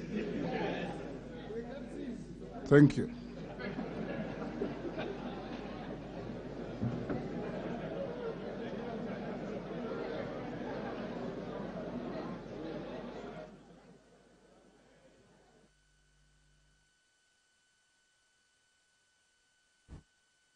Na mbica icio uramukira ni President William Ruto akiumagara kuma thĩinĩ wa mbunge ya kĩbũrũri ani thutha wa mĩhang'o ya kũhingũra mbunge ya 13 kũrĩkĩrĩria na akorwo akĩrekereria ndũmĩrĩri yake na nĩ wakorwo ũkĩigua speaker abunge cieri mbunge ya kĩbũrũri na mbunge ya Senate auga abunge othe abunge cieri makagomana rĩngĩ thĩinĩ wa mbunge tofauti kana mbunge ya kĩbũrũri na mbunge ya Senate makagomana thĩinĩ tarĩki 4 mweri twerekeire kiumia gĩũkĩte nĩguo kwarĩrĩria mamwe ma marĩa President William Ruto akorwo akĩgweta ũmũthĩ kana akorwo akĩhutĩrĩria thĩinĩ wa ndũmĩrĩri yake. Ũguo nĩ kuga mbunge ici cieri nĩ ihingũrĩtwo gũkorwo ikĩambĩrĩria wĩra na gũkorwo ikĩarĩrĩria mawatho ro hamwe na maũndũ matiganĩte makoniĩ ũrĩa mwerekera ũrĩa bũrũri wa Kenya gũkorwo ũkĩoya. Mbica icio ũramũkĩra o rĩngĩ President William Ruto akiumagara kuma mbunge ya kĩbũrũri ani thutha wa kũrekereria ndũmĩrĩri yake ĩgiĩ hihi ũrĩa megũkorwo makĩnyitanĩra na mbunge ici cieri ya kĩbũrũri na ya Senate arĩ kũhingĩria Kenya marĩa akorirwo akĩmerĩra na marĩa akoretwo akĩmerĩra nĩ wocio akiumagara arĩ nĩ hamwe na nĩ ũrakĩona nginya akiumagara na nĩ kũgeithia arageithia amwe ya atongoria kana ambunge thĩinĩ wa mbunge ya kĩbũrũri na ũguo nĩ kuga mĩhang'o ĩyo nĩ yarĩka koguo kĩbarũa nĩ kũrĩ mbunge ici cieri mbunge ya kĩbũrũri na mbunge ya Senate. Nĩ akorwo agĩtarĩria maũndũ maigana ũna na marĩa hihi tũgũtanyaga nĩ egũkorwo akĩhutĩrĩria ũhoro wĩgiĩ mũbango wa kwarahũra utonga wa bũrũri. Nĩ akorwo akĩhutĩrĩria mũno makĩria ũhoro wĩgiĩ kĩgĩna kĩa Hustlers Fund na akorwo akiuga nĩ megũkorwo makĩambĩka mũbango wa gũtigĩrĩra atĩ kwĩna bill kana mendekithia marĩa megũkorwo magĩtengemanio thĩinĩ wa mbunge ya kĩbũrũri nĩguo gũkorwo magĩthondeka njĩra ya ũrĩa kĩgĩna gĩkĩ kĩa Hustlers Fund gĩgũkorwo gĩgĩkuruhanio thĩinĩ wa watho.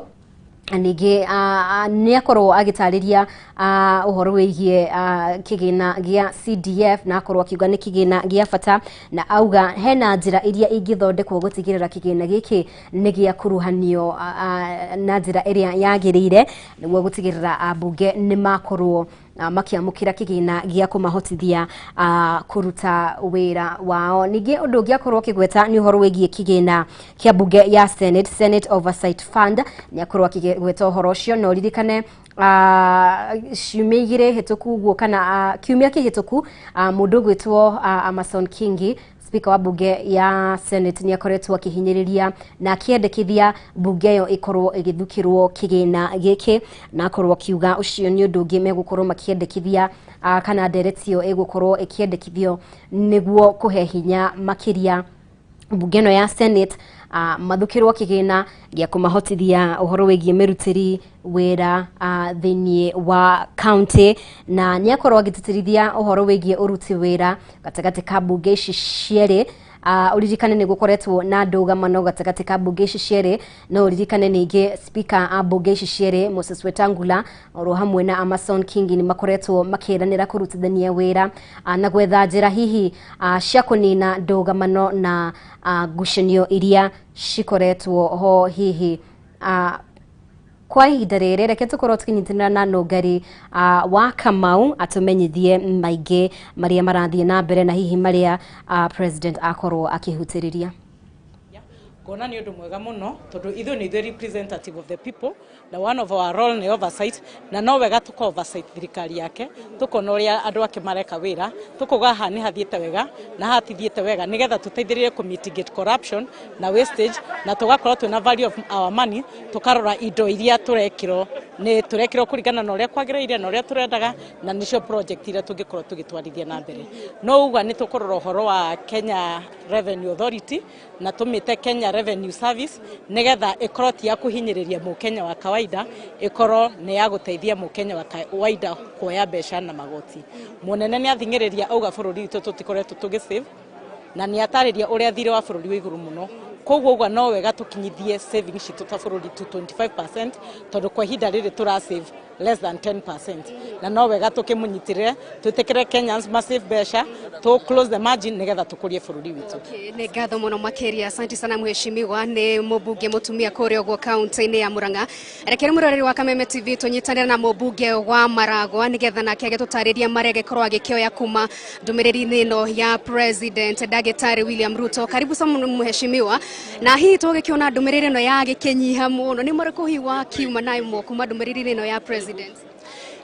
Thengiũ mũno, nĩ ngwenda gwĩtĩkĩra ndũmĩrĩri ĩyo nĩ yanyiha no yaingĩra addressete maũndũ marĩa magĩrĩire, na kwĩ ndũmĩrĩri ĩngĩheanwo ndaihu na ndĩra address maũndũ marĩa magĩrĩire, na ndũmĩrĩri ya His Excellency President William Samoei Ruto ya address o maũndũ marĩa arakoretwo akĩrĩra mũingĩ wa bũrũri wa Kenya, and especially kurora andũ arĩa me harĩa thĩ maboga bodabodas, andũ a mũthemba ũcio o ũndũ ũmwe na andũ arĩa me thĩinĩ wa SMEs, ũhoro wa kuonania ũrĩa bũrũri ũyũ wagĩrĩirwo nĩ gũkorwo gĩtiga kuoya ngombo nĩgetha twambĩrĩrie kũgĩa na ũhoro wa gũsave mbeca iria igũcoka icoke cithiĩ ta hustler fund-inĩ, na tutigĩrĩre na maũndũ marĩa mangĩ tũrarehe ma mbeca iria irogotetwo thĩinĩ wa bũrũri nĩ irahota kũingĩra nginya mabengi-inĩ.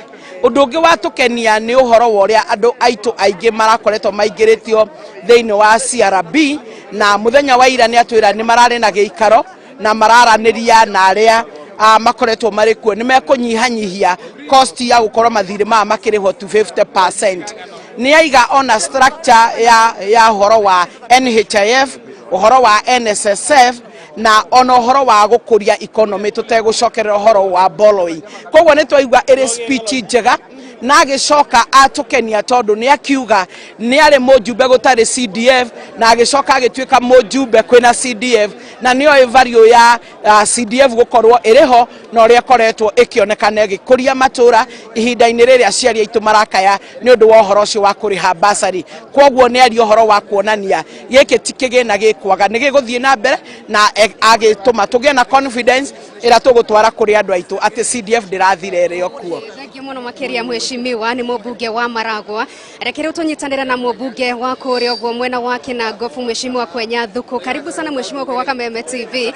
Na njĩra nguhĩ nĩ twaigua hutia kĩgĩna gĩkĩ kĩragĩtwo Hustler Fund. Hihi mwagĩkĩiyũkia na njĩra ĩrĩkũ na nĩ ũndũ agĩkĩrĩra na njĩra nene?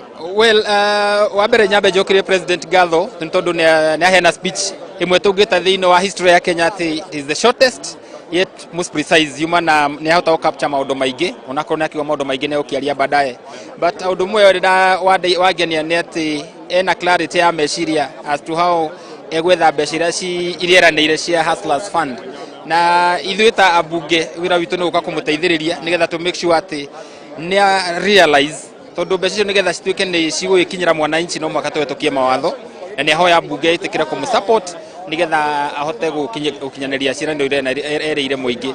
Wa kerĩ, ũndũ uga wa bata mũno nĩ ũhoro wa CDF, auga nĩ egũtũteithĩrĩria nigetha CDF ndĩgakue, na ũndũ ũmwe mwega mũno nĩ atĩ president witũ anakorwo arĩ mũmbunge, ũguo nĩoĩ mbeca icio nocio cihotaga kũhutia mũndũ wa kawaida na ihenya. Tarĩu ciana citũ nyingĩ mũno ciĩ mũciĩ na nĩ tũĩ through ku make sure atĩ CDF ndĩnakua, ciana citũ nĩ cigũthiĩ na mbere na gũthoma.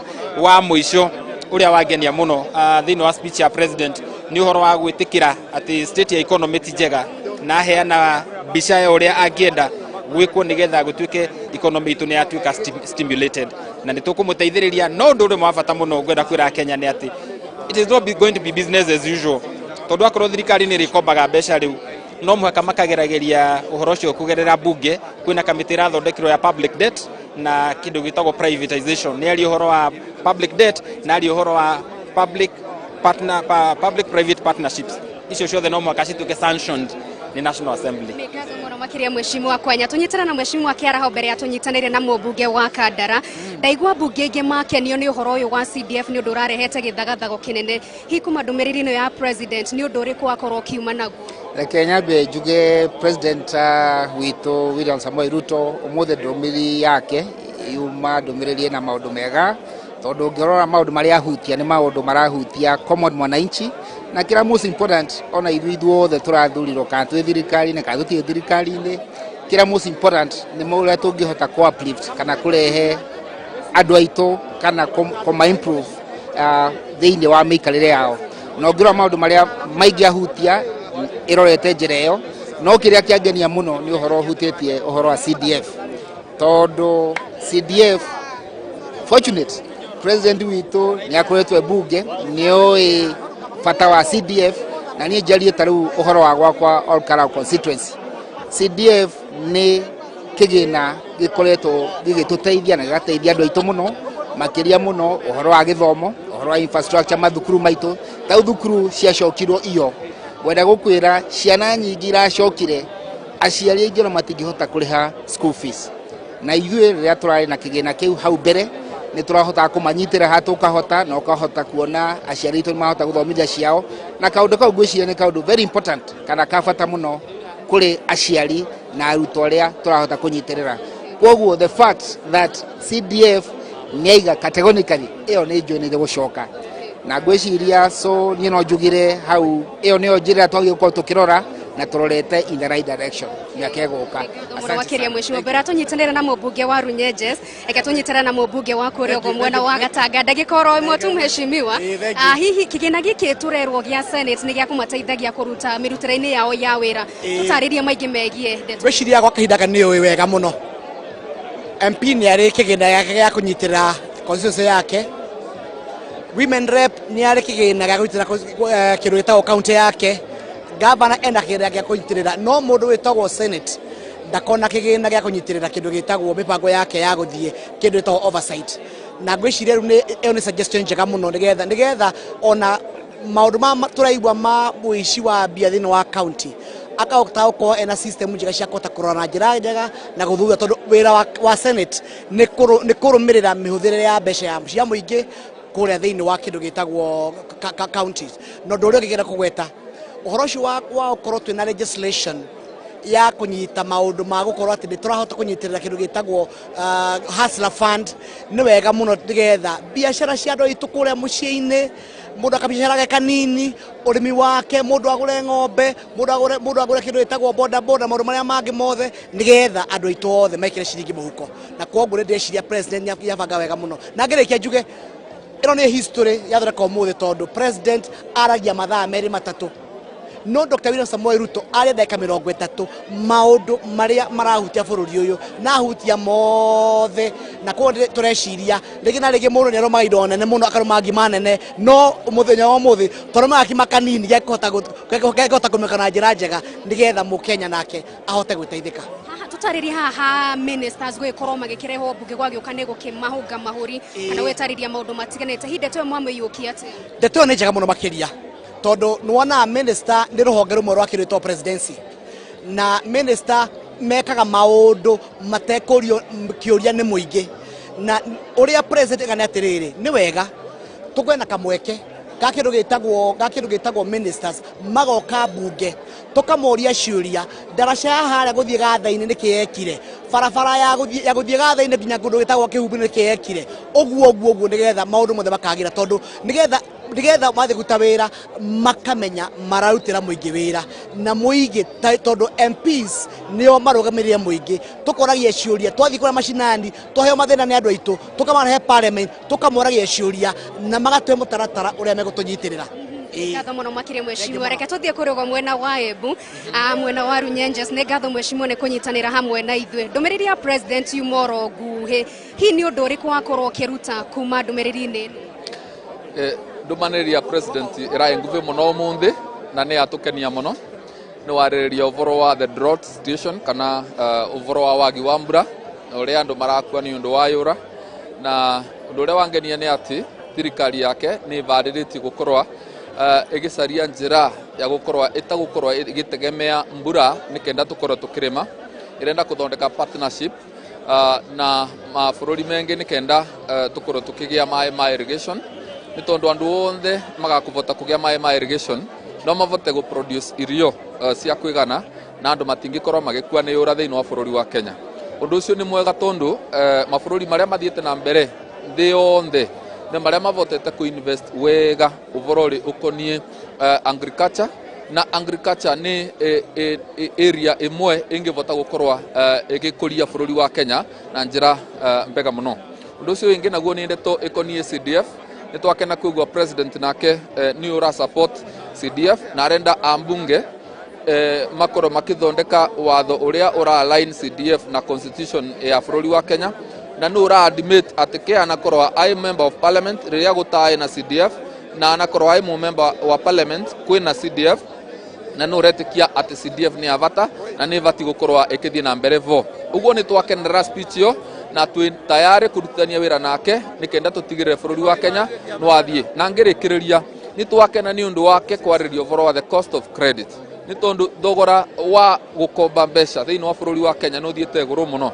Anakia bodaboda marakova bodaboda at 120,000 makariva at 220,000 which is so high. Uguo ni twakena na ni tukumu support na mawatho maria kuleta bunge ni tugukorwa tuki participate tuthondeke watho wa gutethia bururi wa Kenya. Ngatho muno makiria mheshimiwa reke tuthi kuria go county-ini ya Murang'a mheshimiwa ni ngatho muno makiria gwenda tuhutirie uhoro uyu wa NSSF na oho hihi bunge ya 13 niyo bunge yaku ya mbere wikorwo gikiri hihi ndumiriri ya president wa miona atia yuma njega muno na kiria kirangenia uhoro wa president uyu witu ni guko hakiri ciake ciina mubango mwega muno ati miario iria tuiriaragia kuma riria thondekire plan manifesto maundu mau no mwarario na riu uhoro ucio wa NSSF ni uratukenia muno tondu ni urona riu andu maritayaga ni waigua gitara uritaga wina 70,000 urutete wira miaka 30 na mbeca icio itingihota guguikaria muoyo miaka ona 3 na nikionaga andu aingi maritaga nikio mundu athiaga uguo kona andu ni mahoteka maundu mao ni mathuka na ni turakena muno. Undu ungi uratukenia ni uguo aratindirira uhoro wa ngirigaca tondu kuria gwitu ni kwa macani na kahua na ni aratindirira uhoro ucio muno na tukaigua tukenete tondu tariu na kugoithia fertilizer no guo aroiga gu support andu na kinya kuheana mbeca icio cia hustler fund itare na interest nyingi ni gutunyitirira andu aitu muno na ni turona biu bururi uyu witu ni uguthie na mbere na ni turakena na nikio ni ngiuga ndathikiriria tondu speech yo yuma nguhe muno yatuonia maundu maria arakorwo thirikari yake uko igika miaka 5 na ithuĩ twita bunge uria tukumunyitirira nigetha maria arenda mahitukio tuhitukie tondu kwi mawatho mekwenda guka bunge ni undu wa kuhitukio. Ngatho muno makiria mheshimiwa katunyitirana na mheshimiwa Chieni kuma kuri uguo gicigo-ini kia bunge gia Kieni kaunti-ini ya Nyeri ni ngatho muno makiria kunyitirana na Kameme TV ndumiriri ya president niki wakorwo kioya na niki gia kuoritu kuringana nawe wa mbere gukorwo ni achua Kenya cia tugutiri mundu gukua ni ng'aragu ni undu umwe wa bata muno kwa acknowledge na kwira andu a Kenya ati ni tukubatara gwikira kuongerera uria turiigaga igina citu personal ni undu wa bata muno tondu aturirikanitie kaingi muno ati tuthiaga gukomba mbeca China cia andu a China aria maigaga maga save their pensions koguo ni gwiciria ni raringana na ihinda ria hustler kwa sure once again ati ni gukorwo na hustler fund ni ekome actualize cio ni undu ungi wa bata muno ona gutuhe umiriru nginya aria marajoinire bunge ihinda riria ati we shall learn more na tukuheo equal treatment ona andu aria angi manakorwo guo mbere. That was so good. Ndaiwa president ahingura na kuga gutire mundu eguthutukania ihoro wa mirutire ya wira hau naho mwahona ati ni president wa andu othe ni president wa bururi wa Kenya ona ithu kuria constituencies ini turi bunge a constituency na andu agithurirwo ni 100% koguo egutiriko down oguo uga egutiriko down ginya kuria constituency ginya kuria ward-ini. Yeah.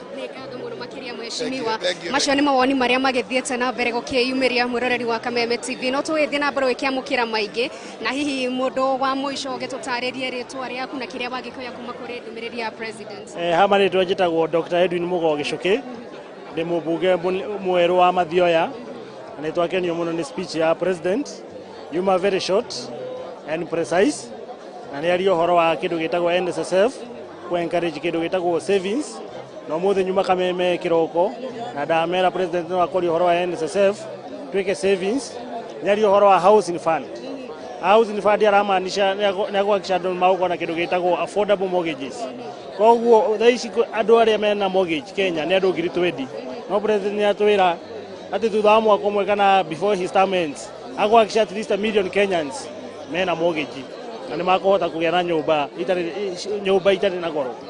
eni Ngatho muno makiria murorori wa Kamemeno TV no tuguthie na mbere wikinyitanira na ambunge angi maikoro magikia ketwaranirie na mbunge Gicimo Githinji ni ngatho muno makiria ndumiriri ya president ni njui ni wa mithikiriria na ni agikigweta maundu maingi wikimete thine wa county himbiirie urimi hihi waigua atia ndeto ino ahutia egi urimi ni ndakeno muno ni speech ya president yuma speech etenda ya muno no ni irabutia murimi muno tondu ni thirikari gukorwo igi support murimi gukuria indo bandu ba andu kubeagwa kindu gya kuria igukorwo igi support na nginya subsidized fertilizer iria igukorwo already turigwa ni yambiriria gukinyira murimi na ni guthi na mbere koguo uboro wa gu support murimi akorwe ena mai makuigana akorwe akinyibanyibiru ngarama ya go produce irio kana go kuri irio ni undu mwega muno thiine wa Mount Kenya na thiine wa Gicugu kuria nyumite na Mount Kenya kuria turi makanginya macani na kawa koguo undu ungi ni atiriri ministers ri ni magacokagia cioria guku mbunge mbere turandikaga cioria tondu ndi rita ria keri ugekara mweri umwe utari wona macokio kana macokio macokio me mandike magaga gugukenia koguo minister tukamoragire ciurio guku mbunge na mukenya ne ukorwo akirumira maundu bura marathi na mbere hasura fani nayo ni iragiuka mama mboga andu a boda boda na aria angi mothe marutaga biathara iria nini meko magi support na njira nene koguo no ni thirikari gukorwo ya mwananchi wa kawaida na tuina uma ni tukumi support na nginya uboro wa NGCDF ni tukurwa muno kana ni tukung'ang'ania tondu andu a Kenya maruga CDF ni matethagia kuramona macina ni gethe tikeberu ethi na mbere gutethia Wanjiko wa Gicugu na wa Kirinyaga na Kenya yonde.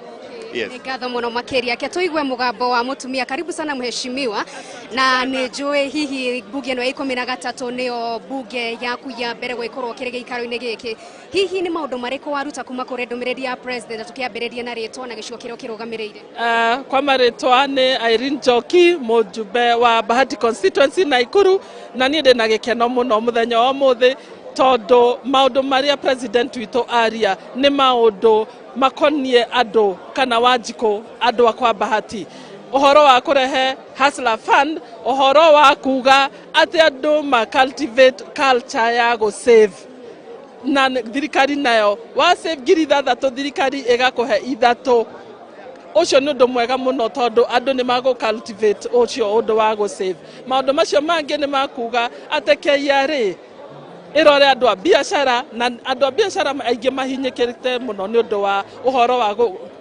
gutinda makiurio horo wa beca kana igoti ni KRA so ni agenia muno no in fact nige uhoro wa ati cabinet secretaries mari ukaga floor ni nigetha tukamoria ciuria koguo hatiri undu ugatuhituka tukamoragia how in case marege kana in case matina twikira mawira maitu koguo ndina gikeno muno na ngauga eno ni speech imwe njega muno very short and precise na ni aigua maundu maitu na turetikia ati president witũ ni aguturutira wira na ithwe twandikitwo ni Wanjiko tumarutire wira hamwe nake asante sana NSSF hutiria tu oro hanini tu awigwa ati tondu president ni agikiuga kigena kiria muingi ukoragwo kiiganita gitaigana kana gukumateithia hihi naho hau weta mbunge waigwa hana ati hakwa ni njui hamwe hena aria matangihota no ni undu mwega tondu kiria arageria gucaria kuri andu ni kumuonia atiriri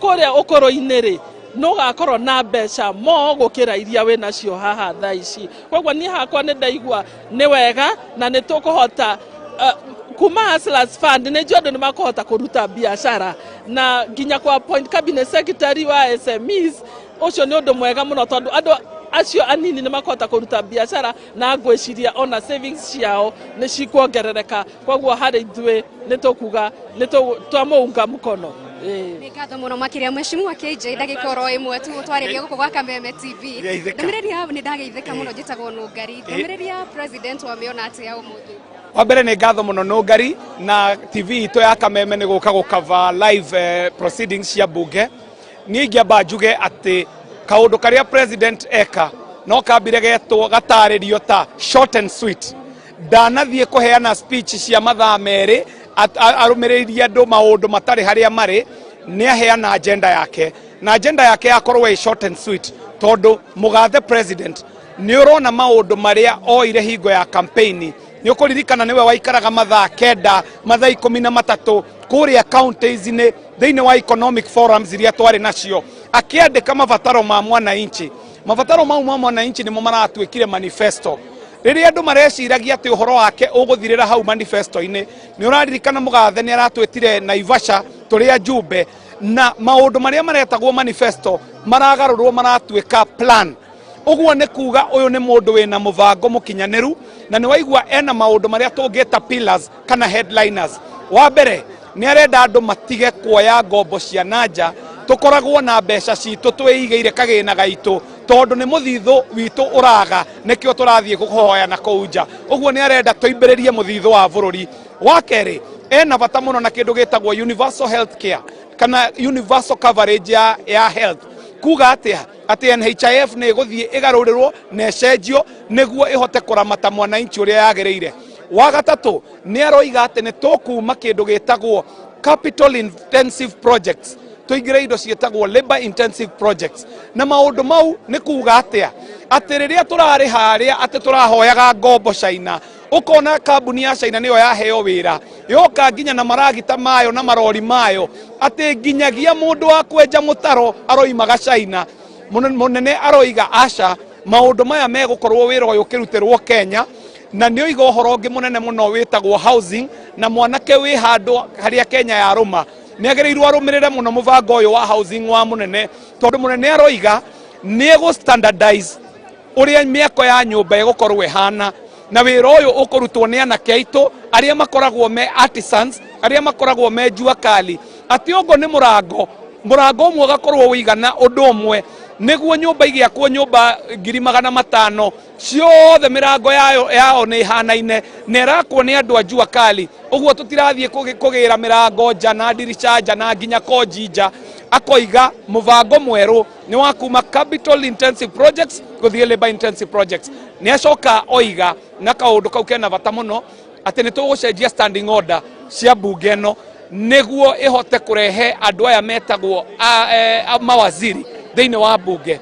Nĩ hararĩ na disconnect nene mũno thĩinĩ wa oversight na legislature na andũ aya metagwo executive nĩo mawaziri.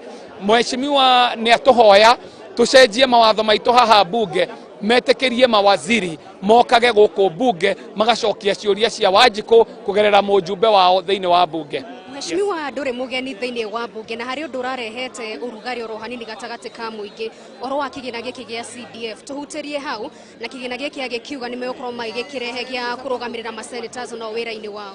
Na niĩ ngetĩkĩra atĩ ona senator nĩ aranindika gagĩna gake ga kũruta wĩra wa oversight. No ũhoro wa CDF, he andũ mararirie ũhoro wa CDF matoĩ ũrĩa maroiga. Mũndũ ũyũ gwĩtwo waziri ũrarĩ treasury, onongo nĩ kĩbarĩ gĩake arakũnja akĩinũka, ndagĩrĩirwo gũtiga confusion ĩrĩa ararehire na mĩario yake, tondũ watho ũrĩa watuagĩrwo CDF ya 2013 ĩrĩa ĩkoragwo mũthĩ ndĩtagwo CDF, ĩtagwo NGCDF ya 2015. Na yatuĩkire NGCDF nĩkĩ? Nĩ tondũ igoti nĩ rĩatuĩte atĩ CDF ndĩagĩrĩirwo gũkorwo ĩkĩruta mawĩra marĩa devolved. Nĩkĩo yacenjirio ĩgĩtuĩka NGCDF, kuga atĩ ĩno ti devolved funds tondũ maroigaga nĩ devolved funds. This is a decentralized fund. Na fandi ĩno no wone ũrĩa ĩkaga. Ũngĩũrio kũrĩa mbeca cia kaunti iria devolved ithiaga ndũngĩona. No ũngĩũka Ndagurĩti gwitũ nĩ ũkuonio mathukuru 5 ma high school makĩtwo na mĩaka 5 makanjerwo mũthingi na nginya makarĩka. Nĩ ũkuonio maborithi station ciakĩtwo ikarĩka. Nĩ ũkuonio police post irĩkĩtio. Nĩ ũkuonio irio irarĩo nĩ ciana o mũthenya Ndagurĩti, ciana 10,000 na kĩndũ irarĩa irio icio ciĩtagwo irio cia kĩarie thĩinĩ wa riko rĩa NGCDF rĩa Ndagurĩti, mwana akarĩa gramu 600 na itunda o mũthenya.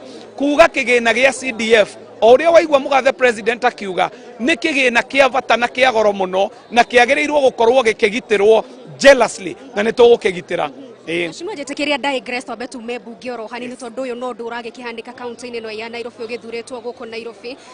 Hihi ũhoro ũyũ wa NMS gũkorwo magĩcokia mahinya kũrĩ thirikari kana kũrĩ wabici ya gavana, mũrona hahana atĩa tondũ magĩbatiĩ gũkorwo magĩkĩneana matamu macio mũthenya wa rũciũ?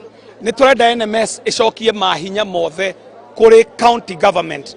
Niĩ nĩ ndĩrarũgamire haha mĩaka 3 o tũgĩka budget na rĩrĩa tũreka finance bill ndĩrarũgamaga ngoiga NMS is the biggest mess in the city.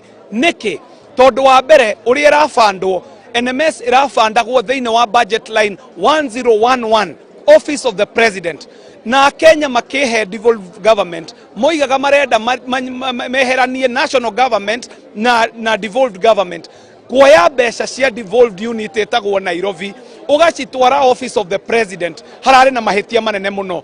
Wa keri NMS irari koigio terwo ati NMS mbeca iria yaheo nduri mundu ungihota guci oversight tondu mbunge ya Kanjo ndirahotaga ku oversight office of the president na ithue twe mbunge tutingirahotire ku oversight mbeca cia NMS tondu ireragwo ni devolved funds. Kuga atia ati ona mundu mwega angiheo NMS mundu mukoroku kana mundu mwaganu no anange mbeca icio. Uria turonire ati NMS ona ikiganagwo ati nirekira kamburo ona ikiganagwo ati nirenja tuthima ni tuwi waganu uria urari kuo wa kuguraga makovo maria mekiragwo ni mawakaza ya mahataga.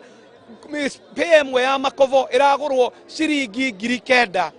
Wici wa migunda iria yari ya Kanjo urarugamagirirwo ni aria meanene kuu thiini wa NMS kuhahura na kumakia MCAs maramakagio nginya na mishinga ni NMS ino.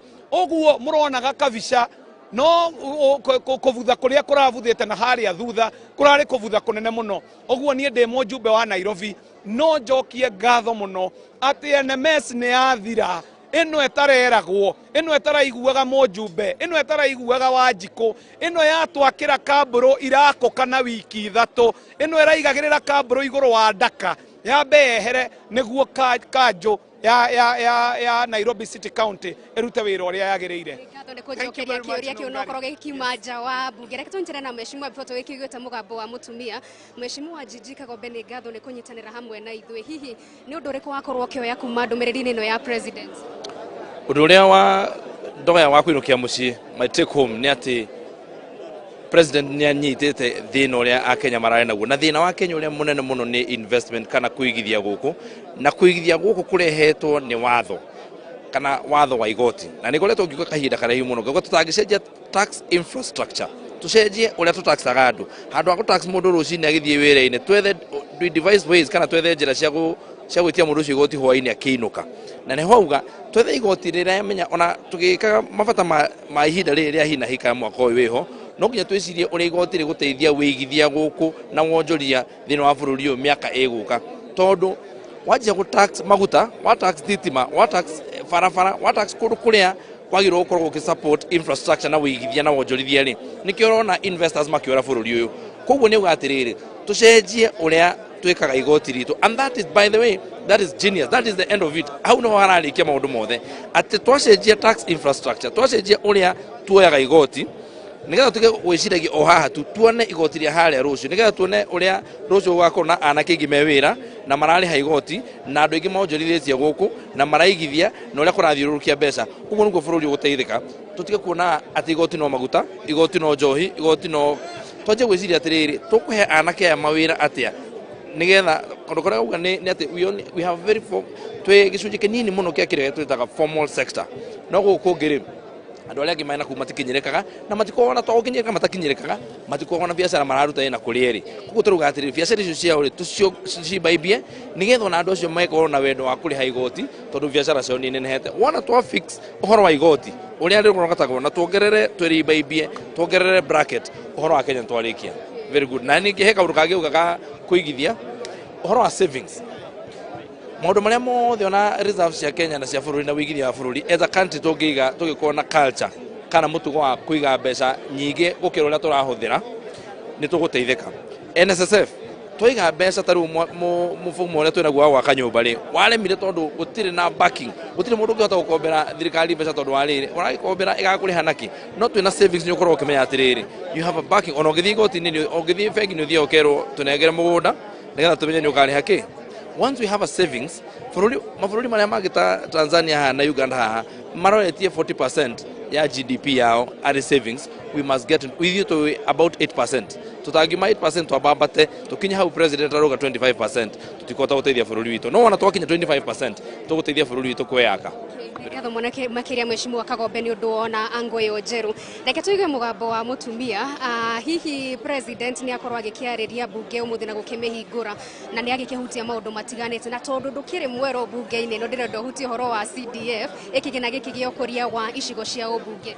Thengiũ mũno ũyũ nĩ Wanjikũ wa Mũhĩa mũmbunge wa kũrĩa Kĩbĩbĩri na njuge ũmũthĩ speech ya president yuma na gĩthũngũ tũngiuga short, clear and precise kana gakuhĩ kega karaiguĩka tondũ nĩ arĩrĩria maũndũ maingĩ na maũndũ maya maingĩ arĩrĩria nĩ tarĩ kũhutia ahutia o manifesto ya thirikari yake akiuga ũhoro wa maĩ na niĩ ndĩ mũtumia ngagĩkenera mũno ũhoro wa maĩ tondũ nĩ twĩrĩgĩrĩire kũheana maĩ tũkĩmenyaga ta Nyandarua tũrĩ andũ amwe tũheanaga maĩ Nairobi na Ikuru na ithuĩ enyewe tũtirĩ na maĩ ma kũigana no ngĩkiuga hau ha CDF no njuge president nĩ eka wega mũno nĩ ũndũ wa kuonia bũrũri atĩ anakorwo mũmbunge na nĩoĩ gĩcigo kĩa CDF kĩrĩa gĩtwaragwo matũũra-inĩ nĩ ambunge nĩ gĩteithagia mũno tondũ nĩ tũĩ ciana nyingĩ mũno ithomaga na basarĩ nĩ tũĩ macukuru maingĩ mũno makoragwo makĩtwo na basarĩ nĩ tũĩ ona nĩ kũrĩ na social welfare rĩngĩ nĩ mũgũthi matũũra-inĩ na mũkegeria gũkĩria matũũra na mbeca cia CDF kwoguo ingiuga na gĩkũyũ atĩ tũtingiuga gatiba kaugĩte ũguo rĩu tũgĩikarage o ũguo rĩu hagagĩethererwo gatiba atĩ rĩu CDF ĩkĩrĩtwo ũgĩ gatiba tondũ no ithuĩ twandĩkire gatiba kau no tũgeri gũthondeka watho nĩgetha watho ndũgakiunwo na kĩo gĩcigo gĩa CDF gĩtigakiunwo tũtikaĩ gũkĩehereria andũ aitũ arĩa merĩgĩrĩire ũhoro wa mbeca kana mĩtaratara ya mbeca nĩ wega mũno gũkorwo na marũni marĩa mangĩheo a Kenya marĩ ma mbeca cia thĩ nĩgetha ahũrithania a biacara kana onjorithia mahote kuoya marũni maũndũ ma Fuliza ta marĩa ararĩrĩirie ira no wega gũthiĩ na mbere na kumarora tũkĩmenya njamba njĩthĩ kaingĩ ona nĩcio ikoragwo ikĩfuliza koguo rĩrĩa ciagĩtaxwo igũrũ rĩngĩ ona hatikĩrĩ kĩndũ mũndũ arathũkũma angĩkorwo ekuoete Fuliza ya ngiri igĩrĩ agũre marigũ endie kwoguo no njuge nĩ speech njega nĩ twamĩbero kamu na nĩ tũgũthiĩ na mbere na kũnyita president witũ guoko. Ngatho mũno makiria na nĩ tũgĩtĩkĩra ũtongoria wa atumia itananyitanĩra na mũmbunge mũtumia kũrũga mwena wa Nyandarua reke twambe tũnyitanĩre na mheshimiwa Mount Kenya hihi tũtarire na ndagĩka oro nini tũhoro wĩgiĩ ũrĩmi nĩkĩ woya kuma ndũmĩrĩri ĩno ya president guoka nĩ ũrĩmi. President akoretwo akĩarĩrĩria ũhoro wa gũtigĩrĩra atĩ bũrũri nĩ wagĩa na irio cia kũigana na nĩ aranjĩrĩirie na ũhoro wa kũnyihia thogora wa bataraitha na tũrĩ na mwĩhoko atĩ mũbango ũcio ũngĩthiĩ na mbere wa kũnyihia thogora wa bataraitha wa kũnyihia thogora wa mbegũ andũ aitũ nĩ makũgĩa na irio cia kũigana. Niĩ nyumĩte kũrĩa Tetu ndĩ mũjumbe wa Tetu na nĩ njũĩ challenge imwe tũrĩ nayo kũu nĩ ũndũ wa mĩgũnda kũnyiha nĩ ũhoro wa andũ kwaga kũrĩma irio cia kũigana na nĩ wega ta bũrũri tũtikahũthagĩre mbeca iria nyingĩ tũrahũthĩra tondũ tũrerirwo atĩ ta gĩcunjĩ kĩa 40% kĩa irio iria cihũthagĩrwo thĩinĩ wa bũrũri ũyũ cirauma na nja na bũrũri ũrakũra ndũngĩtuĩka atĩ ũrĩhũthagĩra mbeca ta icio kĩgĩna kĩa foreign exchange kũgĩra irio na nja nĩ tũkũbatara tũrĩme irio citũ nĩgetha tũhote kwĩyũkĩria na nĩ wega njuge tondũ mũjumbe wa kũrĩa Tetu tũrĩ na barabara ĩrĩ kũrĩa Tetu ĩragĩrĩirwo kuma Tetu ĩhĩtũkĩre gĩthaka kĩa Aberdare ĩthiĩ Ndũnyũ njerũ na nĩ barabara nayo tũrarĩ na mwĩhoko mũno atĩ nĩ gũtũma ũhoro wa movement ya irio kuma Nyandarua kuma Nyĩrĩ ũhũthe na barabara ĩyo nĩ ĩrarũgamirio nĩ tondũ wa andũ arĩa matarenda kuona Wanjikũ agĩteithĩka nao no tũroria thirikari itũ nĩ tũroria makĩria minister ũrĩa mwerũ ũgũka aingĩrĩre nĩgetha gũtigĩrĩra atĩ barabara ĩyo ya ihithe gũthiĩ Ndũnyũ njerũ nĩ yahingũrwo nao no gũteithĩrĩria mũno gũtigĩrĩra andũ aitũ nĩ magĩa na irio cia kũigana. Mheshimiwa Faith Gĩtaũ nĩ ngatho na hihi ngwenda ũhutĩrĩrie ũhoro ũyũ wa kĩgĩna gĩa ũkũria wa matũra gĩkĩ president agĩkĩhutĩrĩria tũgĩtaga CDF na njĩra nguhĩ na oho gĩkĩ kĩgĩna agĩkiuga nĩ gĩgũthukĩrwo senators ona magĩkĩhota gũkinyanĩria wĩra wao. Reke njuge speech ya president witũ mũthĩ nĩ yahe Kenyans hope nĩ tondũ nĩ aroneka nĩ mũndũ ũramenya mathĩna marĩa mena mũndũ wa kawaida na mũndũ wa gũkũ thĩ kuga atĩ nĩ twĩkĩre kĩgĩna gĩa CDF na gaf ya atumia constitution-inĩ nĩ kuga atĩ nĩ onete ũteithio ũrĩa kĩgĩna kĩu kĩheanĩte kũrĩa mashinani.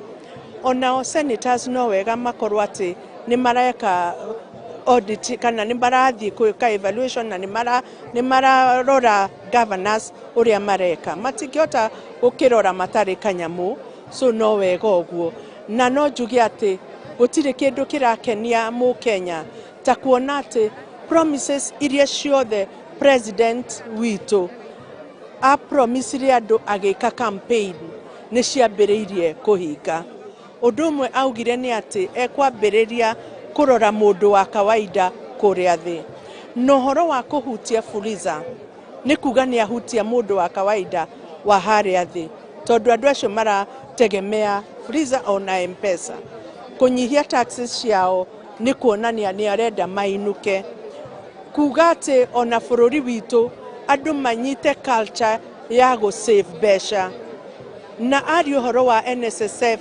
specifically nĩ tondũ rĩrĩa ithuĩ tũra save magana merĩ tu o mweri ona rĩrĩa mũndũ akaritaya mbeca icio itikamũteithia in his retirement age no rĩrĩa twa save mbeca nyingĩ tuge ona o iria ũngĩhota o save nacio mbeca icio nĩ igagũteithia hĩndĩ ĩrĩa ũgakorwo ritaĩte na mbeca icio ũra save no igũteithia bũrũri kwĩrũgamĩrĩra na nĩ kweheria bũrũri handũ ha kuoyaga maroni ũguo nĩ wega mũno na no njũria Kenya tunyite ũhoro ũcio wa gũ save twambĩrĩrie savings angĩkorwo we wĩ hau na no ũhote gũ save 1,000 2,000 1,100 2,200 na NSSF twambĩrĩrie saving culture nĩgetha tũhote gũkĩria economy ya bũrũri ũyũ witũ wa Kenya na ngacokia ngatho nĩ tondũ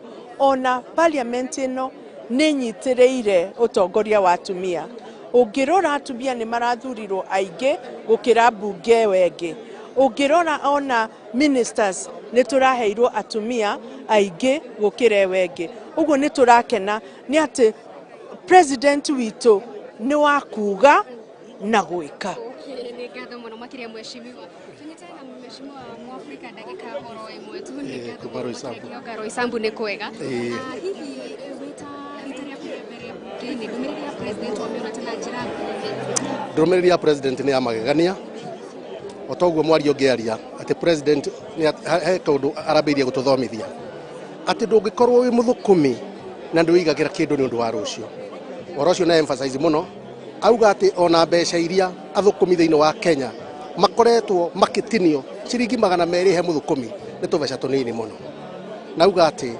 mũthũkũmi wothe thĩinĩ wa Kenya ũrĩa ũrĩhotaga kũigithia ciringi 3,000 na NSSF o mũico wa mwaka thirikari nĩ ĩmongagĩra ciringi 3,000 ũguo niĩ no nyende kũria Kenyans ũguo tũrathomithio nĩ president atĩ angĩkorwo wĩ mũthũkũmi na ndũrĩ kĩndũ wĩigagĩra nĩ ũndũ wa rũciũ ti wega no cio ti mũbango mwega nĩ wa thũkũma ũkarĩa gĩkĩ ũkaiga gĩkĩ nĩ ũndũ wa rũciũ na mahinda-inĩ ma ũkũrũ waku ta mũruti wa wĩra makĩria mheshimiwa ketwaranĩrie na mheshimiwa PNN ngehoka ndihĩtĩtie kuma kũrego mwena wa Embu ndũmĩrĩri ya president wamĩona atĩa ndũmĩrĩri ya president nĩ ta kwavingia ciranĩro iria rĩrĩ hĩndĩ ya kĩa manifesto na mũno makĩria ũhoro ũkonanĩtie na kũroria mwananchi wa kawaida ũrĩa tuga nĩ hustler no ndwa hustlers fund na koguo ũndũ ũcio no waũcokera mũthenya wa ũmũthĩ na koguo ngona arathiĩ wakiririkanaga ũrĩa rĩrĩ andũ wa Kenya. Number 2 no arĩrĩrie ũhoro wa saving culture kana ũhoro wa kũiga kamũthithũ no ndũ wa rũciũ tondũ kĩanio ũtukũ nĩ gĩũkaga na rĩu ũhoro wa gũciva kauga mũndũ akacĩva gũkĩthia thirikari nĩ amongera 3,000 vuva wa mwaka mũgima wacĩva 3,000 ciaku koguo nĩ ta kwa encourage kana amava mutisha ũhoro wa kũigaga kamũthithũ na vau vengi navo no arĩrĩrie ũhoro wa kũvoavoa iyo gũkova tondũ Kenya twĩna thirĩ mũingĩ mũno na uga within 3 years nĩ agũkorwo onete atĩ at least kaũndũ kau kamũtugo kau nĩ kathirathira nĩ tondũ twĩna 30% tũgakova 70% vau tũndũ tũreka tũraruta wĩra ũtarĩ na varĩ ũrĩ koguo nĩguo aria ndũmĩrĩri yake ĩrahe mbega mũno tondũ aena rĩtho rĩa rũciũ nĩ ũndũ wa wega wa Kenya no varĩa riganĩrwo nĩ kuga nĩ atĩ kĩgĩana kĩa ngavu gĩa atumia nĩ ta mama kaunti wa Embu twakĩganu nĩ kanyamũ kanini akavota kuongerera toguo akaroria andũ a senator nĩ ũndũ wa kũroria oversight angĩkorwo twĩkĩte mũno wega mũno twĩta atumia atongoria ma counties mũno makĩria mheshimiwa nĩ kwaranĩria hamwe na ithuĩ mũrarĩri wa Kameme TV reke tũgũcokerie mwaro kũrĩa ũguo mwena wa studio.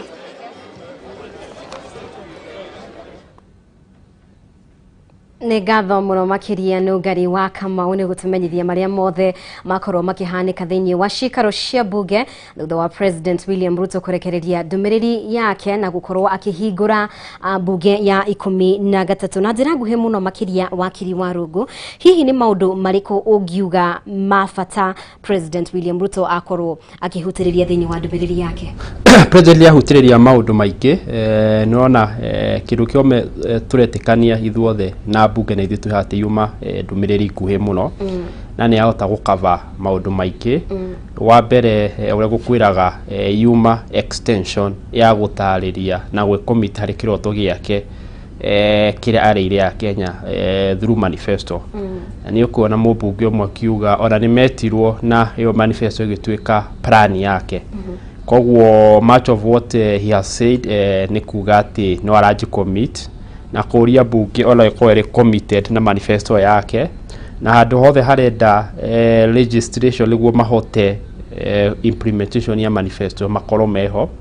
Second lego ikola quick wins kana quick fixes cia mbunge rwakĩigua nĩ amera we ũrĩa tũgũkiugĩte ndagũkĩregana nayo na ndalakĩmiuga ũrĩa ĩroneka hihi nĩ ĩraregana itua rĩa judicial uga atĩ he ũndũ ĩngĩrehwo ĩhote gũtwarana na gatiba.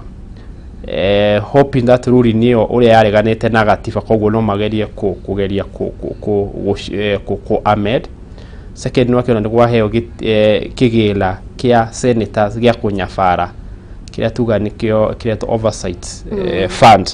Koguo ni maundu maingĩ mario nĩ ari horo wa savings ni hari horo wa household relation bugele ore tokoretwo tukiuga ati mbeca thirikari ndũngĩheana ũguo no mwaka cithondekerwo watho cireheanagwo atĩa cirecokagio atĩa nĩ ari ũhoro wa CRB it's a sensitive issues harĩ a Kenya ũrĩa makũrutwo ũrĩa gũkorwo na credit score.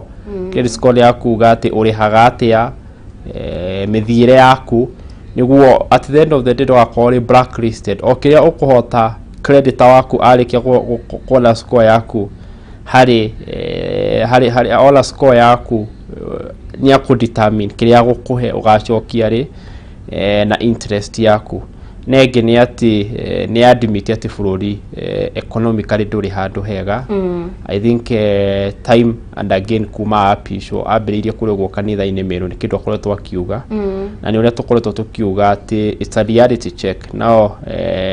Ni tukugaga ati you campaigning poetry governing pros rune pros ya gwathana na second law he is using a more pragmatic strategy as a way of approach hari mwathanire wake na nginya yo approach hari kwira Kenya mati no mwaka tugerie muno twirutanirie tugerie go pull up our socks hari mundu othe ari niguo twote kuongerera mbeca no mukorika bururi ndwe na mbeca na bururi wota kuhotithio kuherwo mbeca through saving. Niguo ni ari uhoro wa gukomba nanja tukola kacha ya go save o ithu ya Kenya thirikari no ikombe hari saving icio cito na tukahota kugia na interest.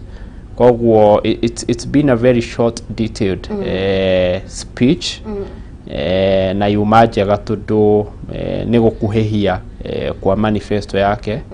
Koguo lo tuhoire ru mbunge ya cokereri cikaro na nona nginya ni ahe ambunge ma med rule of relevance yo tutaga study in order mbunge ihota kuruta biashara ciayo through matho macio ma study in orders.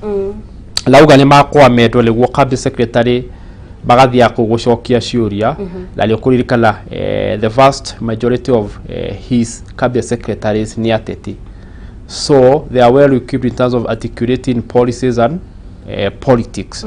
Ko la tugaga wa uikagwo wathani-inĩ through politics ugatengeletha policy niguo policy cio uhote go control nacio politics. Koguo nĩ cikumateithĩrĩria muno cabinet portfolio iria sensitive no ni cirahirwo andu mena experience ya uteti either both either more or less experience in maundu ma technocrat but are more experience in uteti. Tumenye CSs meka kindu gitagwo guthondeka policy la gufuatia implementation ya policy niguo andu aya kimandikitwo le thirikari la ginya ma PSS mageka operationalization ya policy ule mari ota gutariria policy cia thirikari kumuteithiriria na makota ku link policy cio mareka hari politics. Much of the challenges hari thirikari kunyitena ria mwisho ya president ni ati most of the cabinet secretary matiota gutariria policy ria kala maundu maria thirikari ehuru areka taru ni kuona hebara irakoya highway kuma Keno guthie Marua ni kumanisha ati thaici ungiuma ha ikirika la uthie Nyeri na uko wa gucoka ginya rucio kiroko la ukewira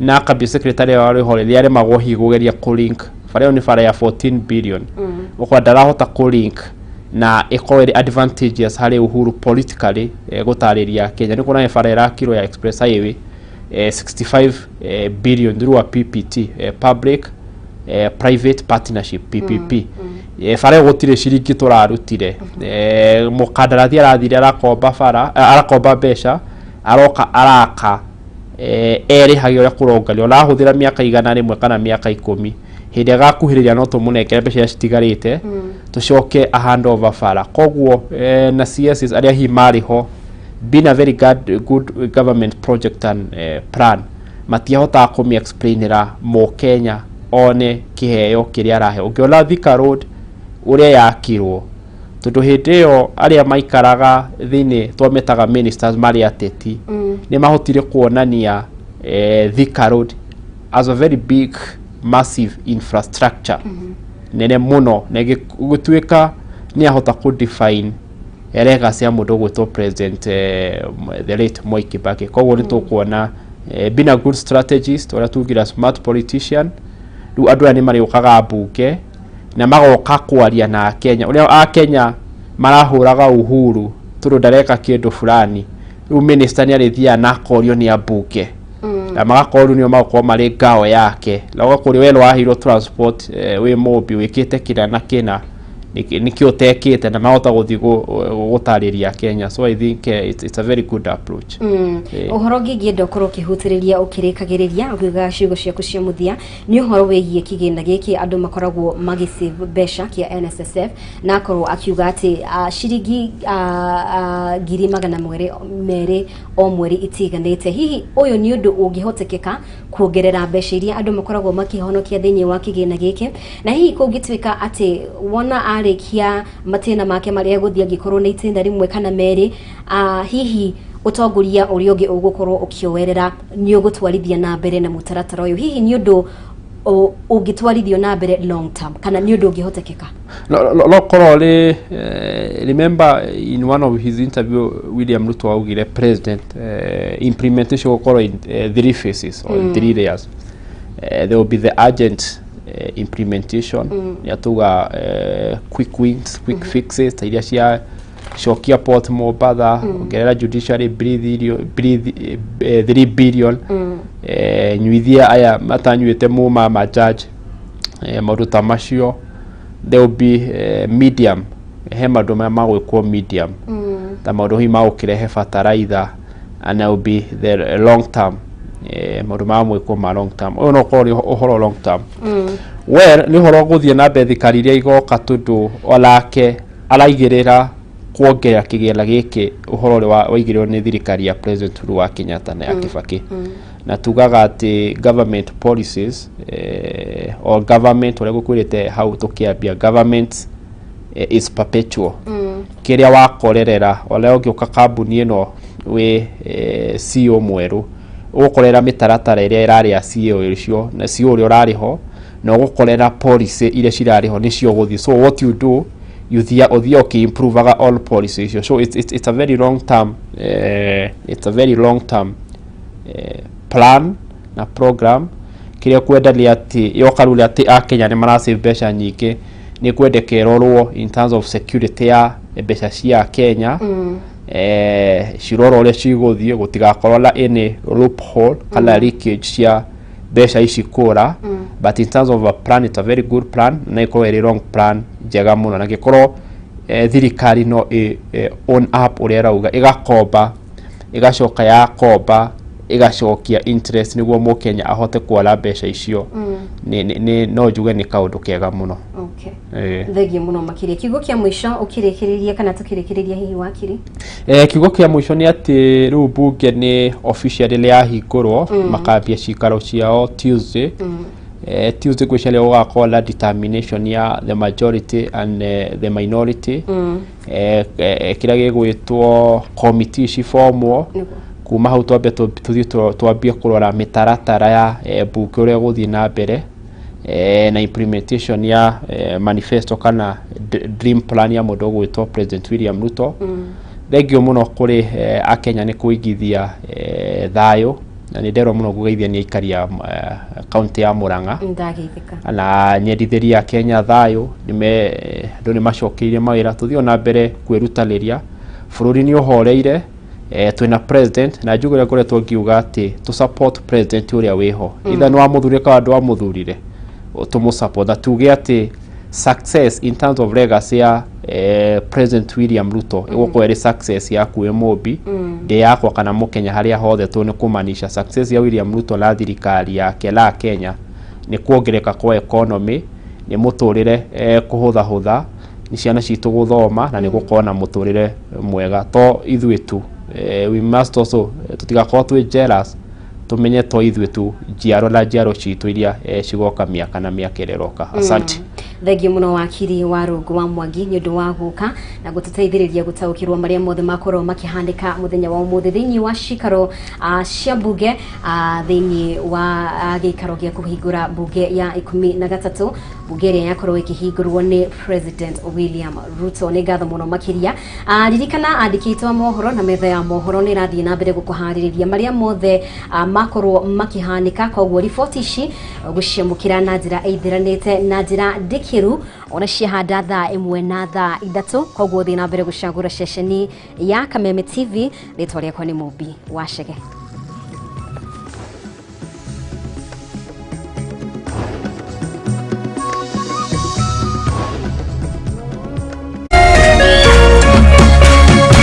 Kameme TV muthegi wa ruriri.